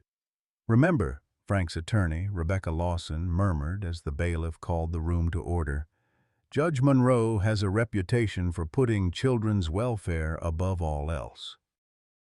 "That works in our favor. Tommy's clearly thriving in your care despite the circumstances." Frank nodded, tugging uncomfortably at his borrowed tie. His neck wound, though healing, still pulled painfully when he turned his head, a constant reminder of how close he'd come to death. The antibiotics had left him with lingering fatigue, and the stress of the past weeks had etched new lines around his eyes. Judge Monroe entered, a stern-faced woman in her 60s with short silver hair and piercing blue eyes. "Good morning," she addressed the room, taking her seat. "This is a closed emergency hearing regarding the temporary guardianship of Thomas Miller, age 10. I'll hear from both parties, but let me be clear. My only concern is the child's welfare, not any parallel federal investigations or corporate interests." The CPS attorney rose first. "Your Honor, Robert Chamberlain, representing Child Protective Services. While we acknowledge Mr. Miller's devotion to his grandson, the facts cannot be disputed. Mr. Miller's residence has been condemned due to toxic contamination. He is recovering from significant surgery and requires ongoing medical care. He has no current employment, having lost both jobs due to his medical condition. Moreover, Thomas is now a key witness in a federal investigation, potentially placing him at risk of intimidation or harm." Frank's hands clenched beneath the table as Chamberlain continued, painting a picture of instability and danger that bore little resemblance to the loving home he'd struggled to maintain for Tommy. "Given these extraordinary circumstances," Chamberlain concluded, "we believe temporary placement in a licensed foster home would best serve Thomas's interests until Mr. Miller's situation stabilizes.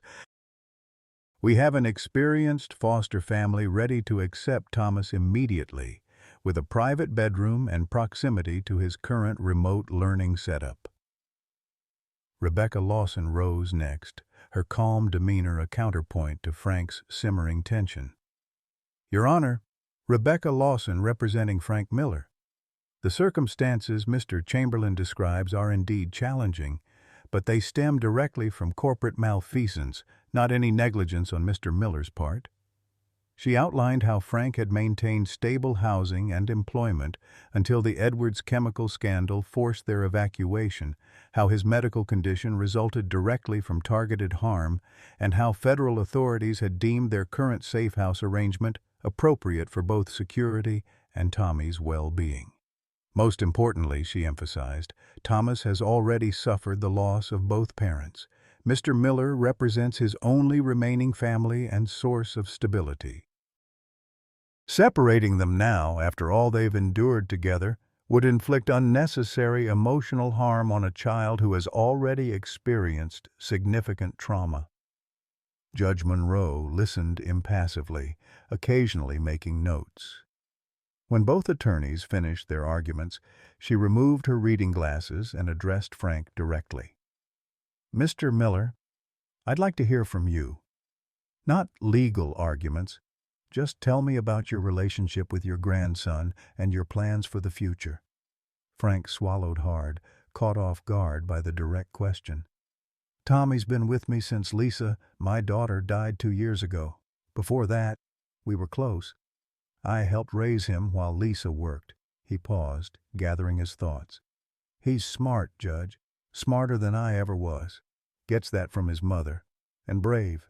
Braver than any kid should have to be. And when you recover, when this investigation concludes, what then?" The question cut to the heart of the uncertainty that had been haunting Frank.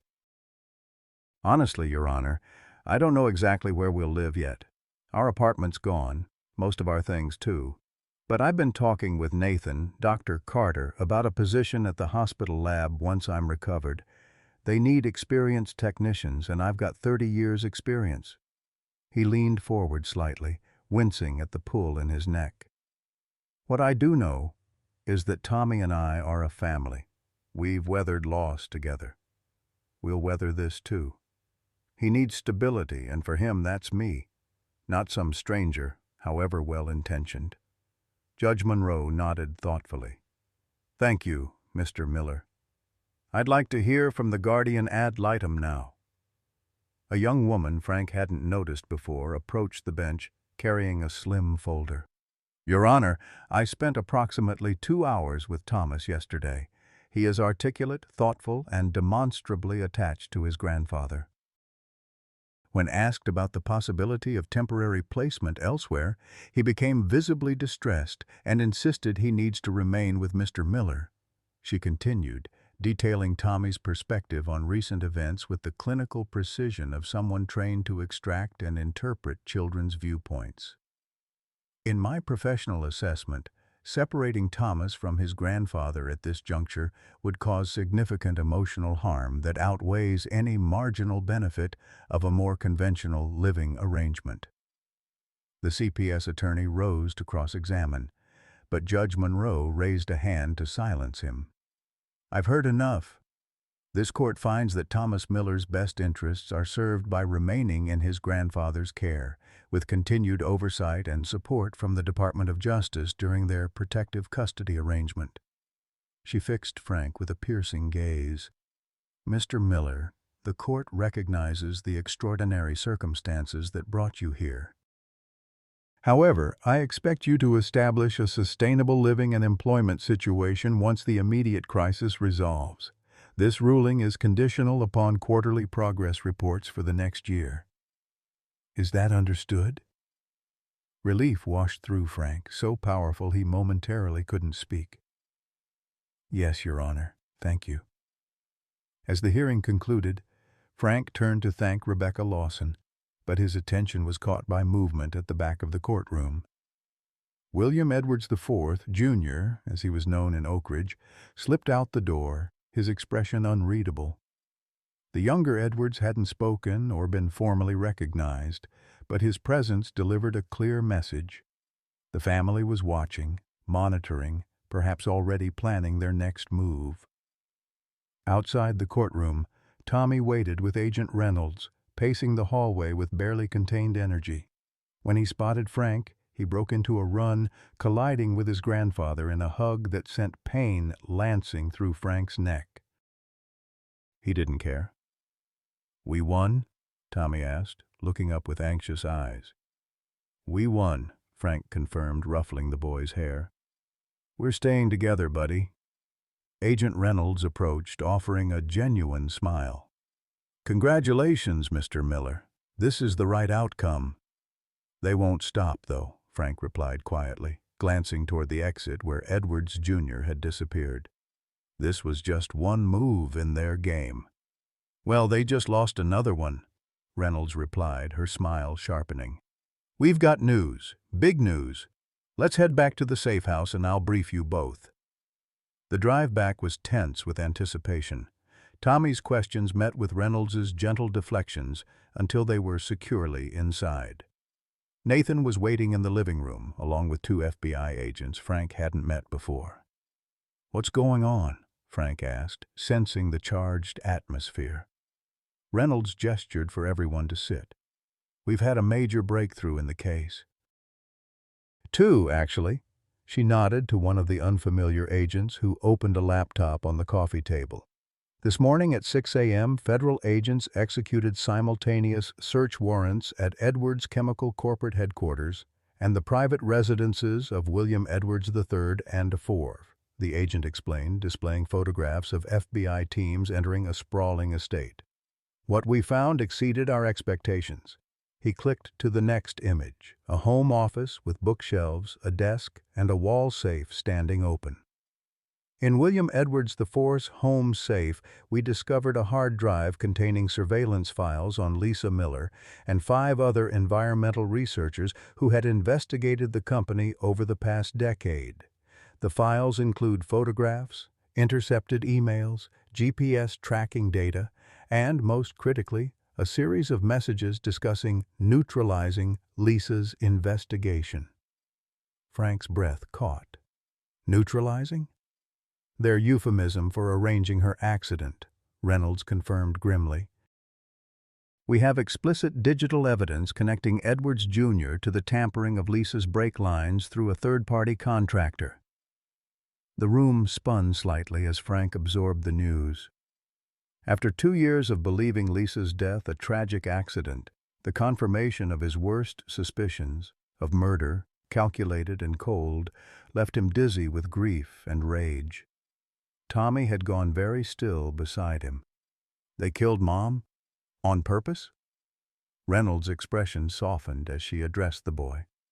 Yes, Thomas. I'm so sorry. But we have the evidence now to make sure they face justice for what they did. Tommy nodded slowly, his small face hardening with a determination that was pure Lisa. Good. The second agent took over the briefing. The corporate headquarters search yielded equally significant findings.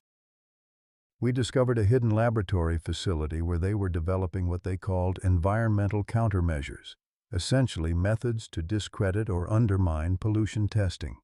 He displayed photographs of a sterile white lab, examination tables, and scientific equipment.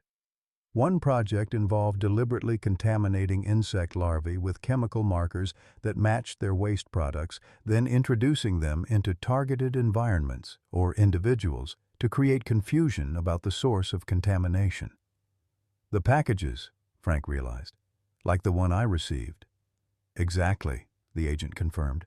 They selected targets who lived near the contaminated creek, people who might already show chemical exposure from the water. By introducing parasites with the same chemical signature, they created a scenario where any health impacts could be attributed to the parasites rather than long-term water contamination. Nathan leaned forward, his expression troubled. They were creating a defense strategy. If residents ever showed health effects from the chemical exposure, Edwards could point to these parasitic cases as an alternative explanation. Using us as human lab rats, Frank said bitterly, and nearly killing me in the process. The evidence is comprehensive, Reynolds assured him. Internal memos, research notes, financial records tying the lab to Fletcher Consulting, the shell company they used to distance themselves from the operation. Tommy had been listening intently, his analytical mind, so like his mother's, piecing together the implications. So they killed Mom because she found out about the creek pollution, and then they tried to kill Grandpa because they thought he had Mom's research? The directness of the question silenced the room momentarily. Reynolds nodded, respecting the boy's perception enough not to sugarcoat the truth. That's essentially correct, Thomas. And my science project made them nervous because I was testing the same creek Mom was? You're very perceptive, Reynolds acknowledged. Your work actually helped confirm the pattern we were investigating. Frank wrapped an arm around Tommy's shoulders, a futile gesture of protection against truths no 10-year-old should have to face. But Tommy didn't cry or break down as Frank might have expected. Instead, he straightened his shoulders, amber eyes blazing with determination. Is Mr. Edwards going to jail?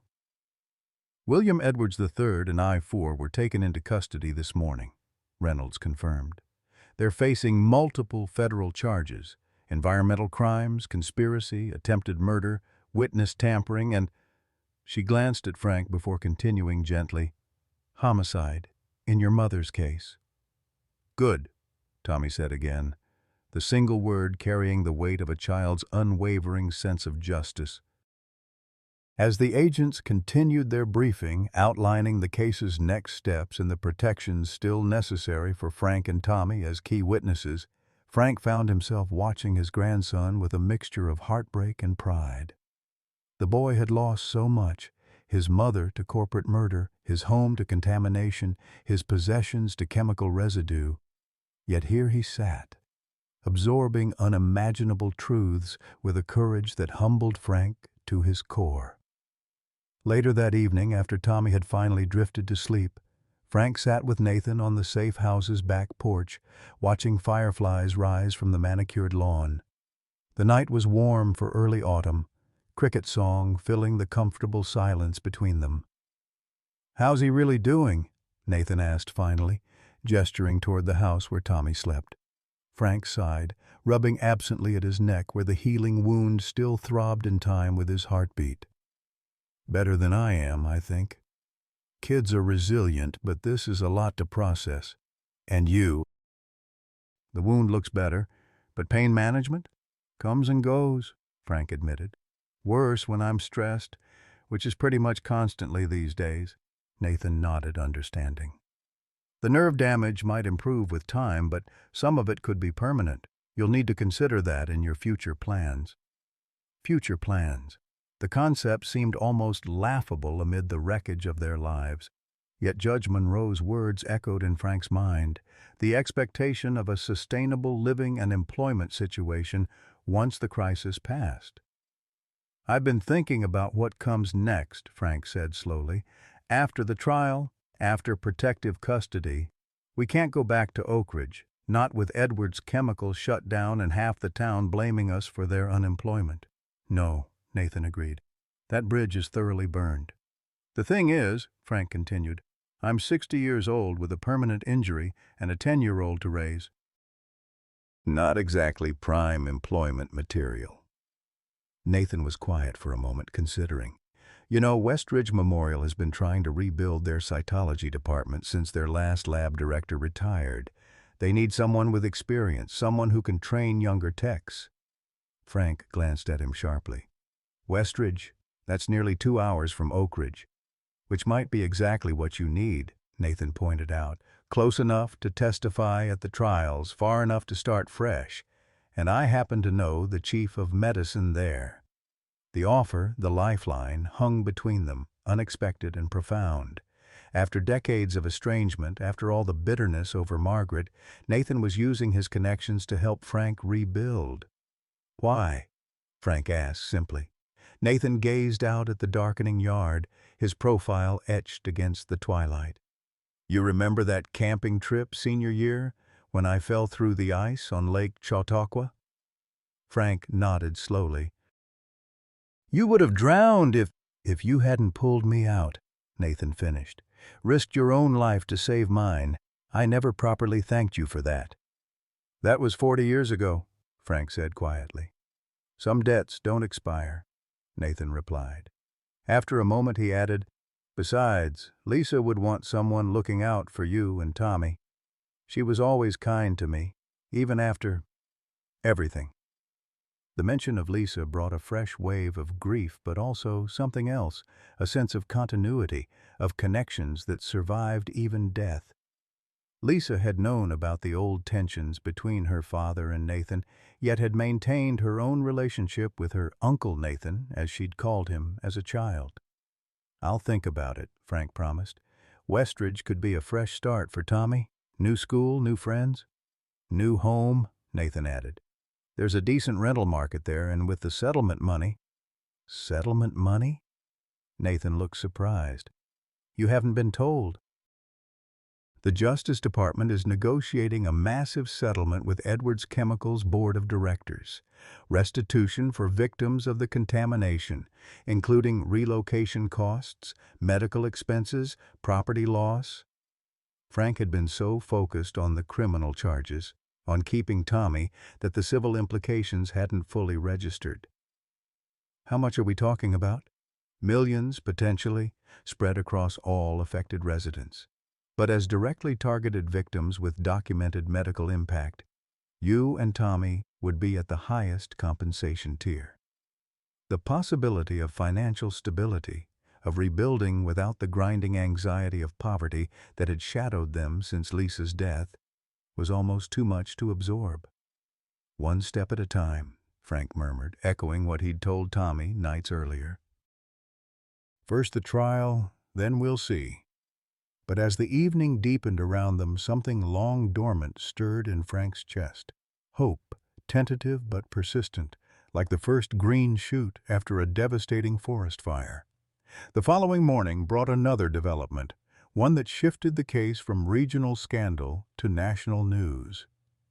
William Edwards III, facing mounting evidence and the prospect of dying in prison at his advanced age, had agreed to cooperate with federal prosecutors in exchange for sentencing considerations. "He's throwing his son under the bus," Agent Reynolds explained during an emergency briefing in the safe house living room, claiming Junior ran the Fletcher consulting operation without his knowledge or approval, that he was shocked and appalled to learn about Lisa's murder. "That's absurd," Frank protested. "Edwards Sr. has controlled every aspect of that company for 30 years. Nothing happens there without his say-so." Reynolds smiled thinly. "We know, and we have the documentation to prove it. But his cooperation still benefits the case. He's providing details about their waste disposal practices going back decades. The EPA estimates the environmental damage affects groundwater across 3 counties. "What does this mean for the trial?" Nathan asked. "Junior will likely fight the charges all the way to verdict. Senior is negotiating a guilty plea to lesser charges. Either way, the company itself is finished. The board of directors voted last night to surrender their operating licenses and enter Chapter 11 bankruptcy to address the coming settlements." The news hit Frank with unexpected complexity. Edwards Chemicals' downfall meant justice for Lisa, for himself, for everyone poisoned by their operations over the years. But it also meant economic devastation for Oak Ridge, hundreds of jobs lost, tax base eliminated, a community left to wither like so many other Rust Belt towns abandoned by industry. Tommy, who had been quietly listening from the couch, spoke up. "What about the factory building and the land? Is it just going to sit there empty and polluted forever?" Reynolds glanced at the boy with renewed respect. "That's an excellent question, Thomas. The settlement negotiations include a substantial remediation fund to clean up the contaminated sites. What happens to the property afterward will be up to the bankruptcy court." Tommy's expression turned thoughtful. "Mom always said that place could be something good instead of something bad, like a solar farm or a research center for environmental science. The simple wisdom of it, the ability to envision renewal where others saw only ending, left Frank momentarily speechless with pride. Even now, facing the darkest truths about his mother's death, Tommy retained Lisa's fundamental optimism, her belief that damaged things could be repaired, that poison could be neutralized, that the future could be better than the past. Later that afternoon, as Frank underwent yet another medical examination with Nathan, a commotion at the front of the safe house drew their attention. Raised voices, hurried footsteps, the unmistakable tension of federal agents responding to a potential threat. "Stay here," Nathan instructed, stepping into the hallway to investigate. He returned moments later, his expression a complex mixture of concern and something like vindication. "You're going to want to see this, Frank." In the living room, Agent Reynolds stood with a disheveled man Frank didn't recognize. Middle-aged, hollow-eyed, with the unmistakable pallor of someone who hadn't slept in days. "Mr. Miller," Reynolds began formally, "this is James Harmon. Until yesterday, he was Edwards Chemicals' head of security. He's come forward with information relevant to your case." Harmon stepped forward, his hands trembling slightly. "Mr. Miller, He stopped, swallowed hard. "I need to tell you about your daughter's accident, about what really happened that night." The room seemed to tilt beneath Frank's feet. Only Nathan's steadying hand on his elbow kept him upright as Harmon continued, his voice barely above a whisper. "I was there. I followed her car up that mountain road. I watched her go over the edge, and I did nothing to help her." 6 months after James Harmon's confession, Frank stood at the edge of Oak Ridge Memorial Park, watching as workers installed the final panel of the new playground. The autumn sun cast long shadows across equipment gleaming with fresh paint. The centerpiece, a climbing structure shaped like a towering oak tree, Lisa Miller Environmental Learning Center, emblazoned on a plaque at its base. "She would have loved this," Nathan said quietly, standing beside him. The months had eased the awkwardness between them, transforming old rivals into something approaching friends. "The playground or the irony?" Frank replied, a wry smile tugging at his lips. The irony was indeed profound. The Edwards chemical empire had crumbled like a house of cards following the trials, the facility demolished, the contaminated land entering a decades-long remediation process. In its place, a community trust established with settlement funds was rebuilding Oak Ridge's economy around environmental research and sustainable industry. The first project, transforming the former chemical plant's executive park into this playground and learning center. "Both," Nathan acknowledged. "Lisa always did appreciate a good plot twist." And what a twist it had been. James Harmon's testimony had blown the case wide open, providing the final damning evidence that sent William Edwards IV to prison for life for Lisa's murder, with his father receiving 20 years for environmental crimes and conspiracy. Harmon himself had accepted a plea deal for his role in the cover-up, trading a reduced sentence for his exhaustive cooperation. The story that emerged had horrified even the most jaded investigators. Edwards Jr., upon learning of Lisa's planned meeting with EPA officials, had ordered her neutralized. Harmon, following orders but believing this meant simply intimidating her, had tracked her to the mountain road that night. He watched in shock as the sabotaged brakes failed and her car plunged over the embankment. Instead of calling for help, he had reported back to Edwards Jr., who assured him that accidents happen and promoted him the following week. For 2 years, Harmon had buried the truth, drowning his guilt in alcohol and prescription medications. But when the parasitic infections became public and the FBI raids uncovered the company's crimes, something in him had finally broken. He'd come forward, carrying the burden of his silence like a physical weight. His testimony, combined with the mountain of evidence from the FBI raids, had transformed a regional environmental scandal into a landmark case studied in law schools nationwide. "Corporate homicide," the headlines called it, "American industry's darkest chapter." Tommy tugged at Frank's sleeve, pulling him from his thoughts. At 11 now, he had shot up nearly 3 inches in the past 6 months, his face losing some of its childish roundness. "Grandpa, they're asking for you to come check the science exhibits before the ribbon cutting." Frank nodded, following his grandson toward the Learning Center pavilion. His gait had improved as the nerve damage in his neck gradually healed, though he still carried a cane on days when the pain flared up. Today was a good day, fitting for the occasion. The Learning Center was Tommy's vision, born from the darkest days of the investigation. He had insisted that any memorial to his mother should teach future generations about environmental protection, about the consequences of corporate greed, about the responsibility each person bore for the natural world around them. The settlement funds had made it possible, but it was Tommy's determination, so like Lisa's, that had brought it to fruition.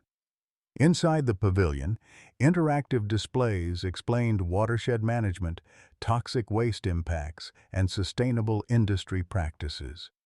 One wall featured a heroes gallery with photographs of environmental activists from around the world, Lisa's portrait centered among them, her serious expression captured at a water sampling site just weeks before her death. "We got the water testing station working," Tommy announced proudly, leading Frank to a sink-like apparatus where children could bring creek samples for basic analysis. "The high school chemistry classes will help run advanced tests for anyone who finds something suspicious." Frank squeezed his grandson's shoulder, throat tight with emotion. "Your mom would be so proud of you, buddy." Tommy nodded, amber eyes solemn. "I know." That's why I had to get it right. The past 6 months had been a journey neither of them could have imagined. After the trials concluded, they had indeed moved to Westridge, settling into a modest but comfortable house in a neighborhood filled with young families. Frank had accepted the position at Westridge Memorial's laboratory, his experience valued despite his injury, his schedule accommodating Tommy's school needs. The settlement money, while not making them wealthy, had provided security. Frank had established a college fund for Tommy, paid off Margaret's lingering medical debts, and set aside enough for their future needs. For the first time in years, he could breathe without the crushing weight of financial anxiety pressing down on his chest. Healing had come in unexpected ways. The nightmares still visited occasionally, Frank waking in cold sweat, feeling phantom movement beneath his skin, seeing Lisa's car plummeting over that mountain edge in dreams he couldn't prevent. But therapy had helped, for both of them. Tommy had found a grief counselor who specialized in traumatic loss, while Frank reluctantly attended a support group for survivors of corporate crimes, finding solidarity among others whose lives had been upended by institutional greed. "There you are," Principal Jennings approached, extending his hand. Like many Oak Ridge residents, he had initially struggled with the collapse of Edwards Chemical, the town's primary employer for generations, but had eventually embraced the painful transition toward a new economy. "Everything ready for the ceremony?" Frank nodded, shaking the offered hand. "Just checking the exhibits." "Tommy's been obsessing over the details all week." "Takes after his mother?" Jennings smiled, though the mention of Lisa still carried a hint of communal grief. "The school board voted unanimously to incorporate the Learning Center into our science curriculum, by the way. Every grade level will have programming here starting next month." Another piece of Lisa's legacy secured. Another step toward ensuring that what happened to Oak Ridge, the slow poisoning of its water, its people, its future, would not be forgotten or repeated. The ribbon-cutting ceremony drew a larger crowd than expected. Former Edwards Chemical employees stood alongside environmental activists who had once protested outside the plant gates. EPA officials mingled with local teachers planning future field trips. Even some of the other parasite victims attended, their physical scars, like Frank's, faded but not erased. Mrs. Wilson sat in the front row, dabbing occasionally at her eyes.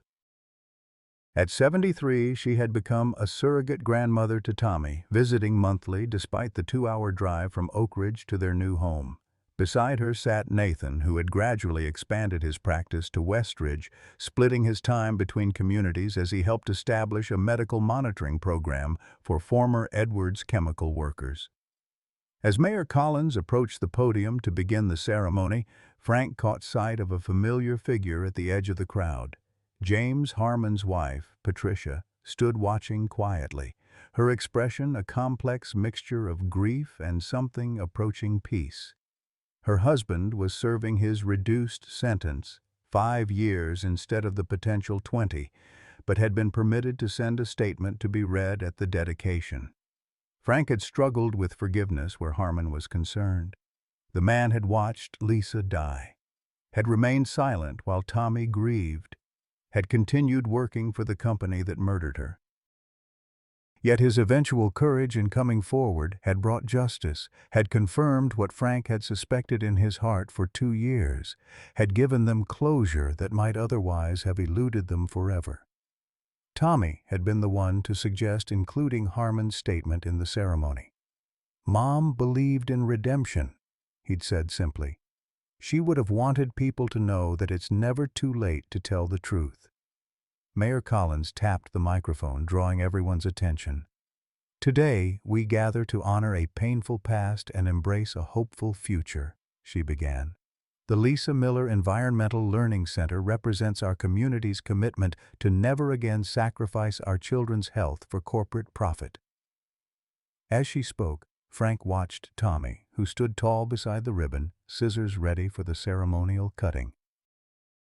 His grandson, the last branch of their family tree, carrying Margaret's determination, Lisa's passion for justice, and something uniquely his own, a resilience that transformed tragedy into purpose.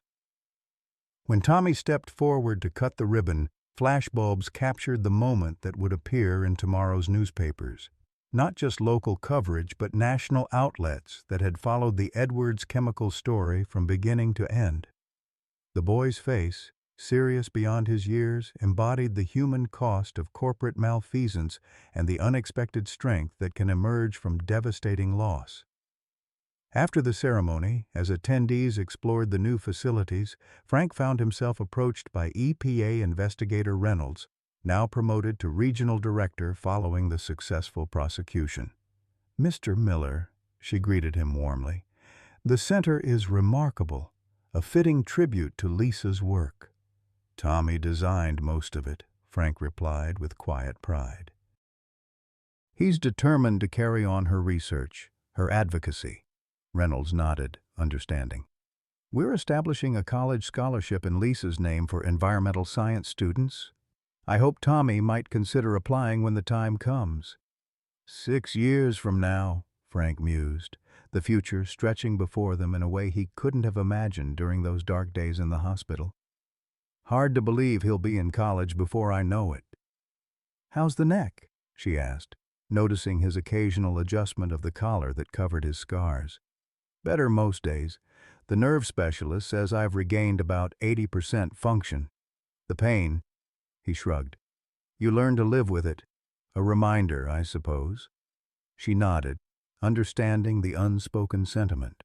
Some wounds weren't meant to vanish completely. Some pain served a purpose, a memorial of its own kind, ensuring that hard-won wisdom wouldn't fade with time. As the afternoon progressed, Frank found a quiet moment alone at Lisa's portrait in the Heroes Gallery. The photograph captured her essence perfectly, serious, determined, but with that spark of idealism that had defined her since childhood.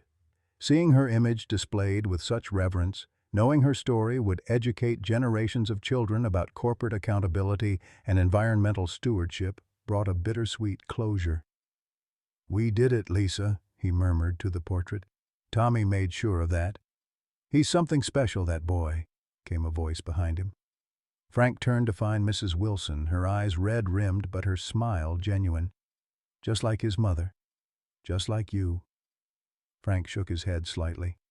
"I'm just the old man trying to keep up with him." "Nonsense," she chided gently. "That boy is who he is because of you, Frank Miller. Lisa gave him her passion, but you gave him his strength." She patted his arm. "Not many men could have weathered what you did and come out standing." Before Frank could respond, Tommy appeared, excitement animating his features. "Grandpa, the mayor wants us for the final presentation, and Nathan says we can't be late for the dinner reservation after." As they walked together toward the podium area, Frank was struck by the contrast between this moment and where they had been 6 months earlier. Homeless, their possessions contaminated, Frank's body host to parasites that nearly killed him, Tommy at risk of being taken away. The truth about Lisa's death still shrouded in corporate lies. The transformation seemed almost miraculous, yet had been built on the most painful kind of clarity. Edwards Chemicals' crimes exposed, Lisa's murderers brought to justice. The company dismantled, its toxic legacy addressed through years of planned remediation, a community beginning the long process of reinvention. Mayor Collins was presenting commemorative plaques to those instrumental in bringing the Learning Center to fruition. When she called Frank and Tommy forward, the applause swelled, genuine and healing. "To Frank and Thomas Miller," she announced, "whose courage in the face of unimaginable loss has transformed our community. This center will stand as a testament to your family's legacy for generations to come." Tommy accepted the plaque with solemn dignity, but as they turned to face the audience, his composure cracked slightly. He reached for Frank's hand, squeezing it with the vulnerability of a child still processing more grief than anyone his age should know. Frank squeezed back, the gesture containing all he couldn't express aloud. "I'm here. We made it. We'll be okay." Later that evening, after the ceremonies concluded and the crowds dispersed, Frank and Tommy stood alone at the center's entrance. The setting sun bathed the new playground in golden light, empty now but ready for tomorrow's children. "Do you think we did enough?" Tommy asked quietly, looking up at the sign bearing his mother's name.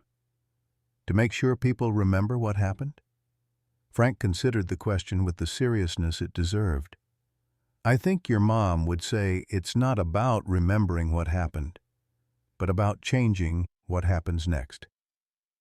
Tommy nodded, processing this. "That's why the water testing station is the most important part, so kids can check their own creeks and streams." "Exactly," Frank agreed. "Your mom didn't just want to expose Edward's chemical. She wanted to make sure no company could ever do something like that again." They stood in companionable silence for a moment, the autumn breeze rustling through trees beginning to show hints of color change. Finally, Tommy spoke again, his voice carrying the peculiar wisdom children sometimes manifest in moments of significance. "The bump on your neck, the one that had the bugs in it, you always say it almost killed you." Frank nodded, wondering where this was heading. "It nearly did. But if you hadn't gotten sick," Tommy continued thoughtfully, "we might never have found out the truth about Mom, about what Edwards did to the water, about all of it." The observation hit Frank with unexpected force. The boy was right. His infection, painful, terrifying, nearly fatal, had been the thread that unraveled Edwards Chemicals' entire operation. Without those larvae burrowing toward his carotid artery, the contamination might have continued unchecked for years. Lisa's death might have remained an accident forever. "Sometimes," Frank said carefully, "the worst things that happen to us lead to the most important changes."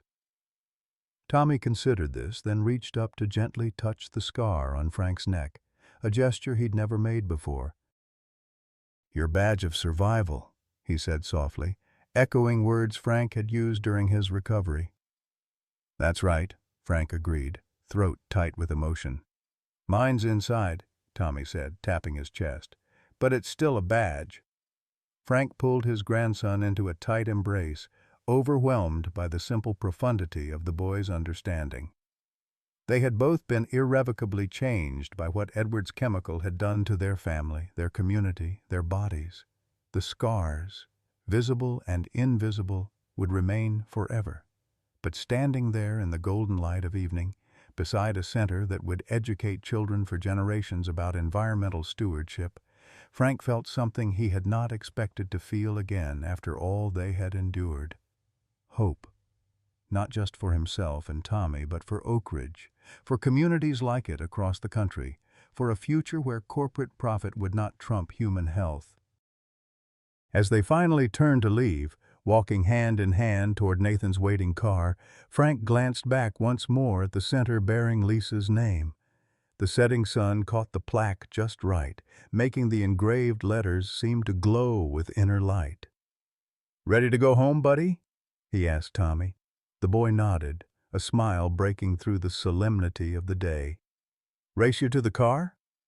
And despite the lingering pain in his neck, despite his 60 years and all they had survived, Frank found himself grinning back. "You're on. But don't think I'll let you win just because it's a special day." As they took off across the grass, Tommy's laughter floating back to him on the autumn breeze, Frank felt the final pieces settle into place. They were changed, but not broken. Scarred, but not defeated. And whatever came next, they would face it together, just as they had faced the parasites that had nearly taken everything, but had ultimately given them truth, justice, and a new beginning. As we age, we carry scars, some visible, others hidden beneath the surface. Frank's journey reminds us that our greatest pain can ultimately lead to unexpected healing. When life collapses around us, whether through health crises, financial hardship, or losing loved ones, we often discover strength we never knew we possessed. Frank's neck wound became his badge of survival, just as our own struggles mark us as survivors, not victims. Many of us have faced corporate indifference, healthcare battles, or fought to protect our families against overwhelming odds. We understand what it means to reinvent ourselves when our bodies change, our careers end, or our homes no longer feel safe. But like Frank, we can transform tragedy into purpose. We can build memorials not of stone but of action. We can ensure our life experiences serve future generations. What badge of survival do you carry with pride? How has overcoming hardship revealed strength you didn't know you had? Share your story in the comments, because when we connect through our shared resilience, we remind each other that our scars don't define us. They simply prove we were stronger than whatever tried to break us.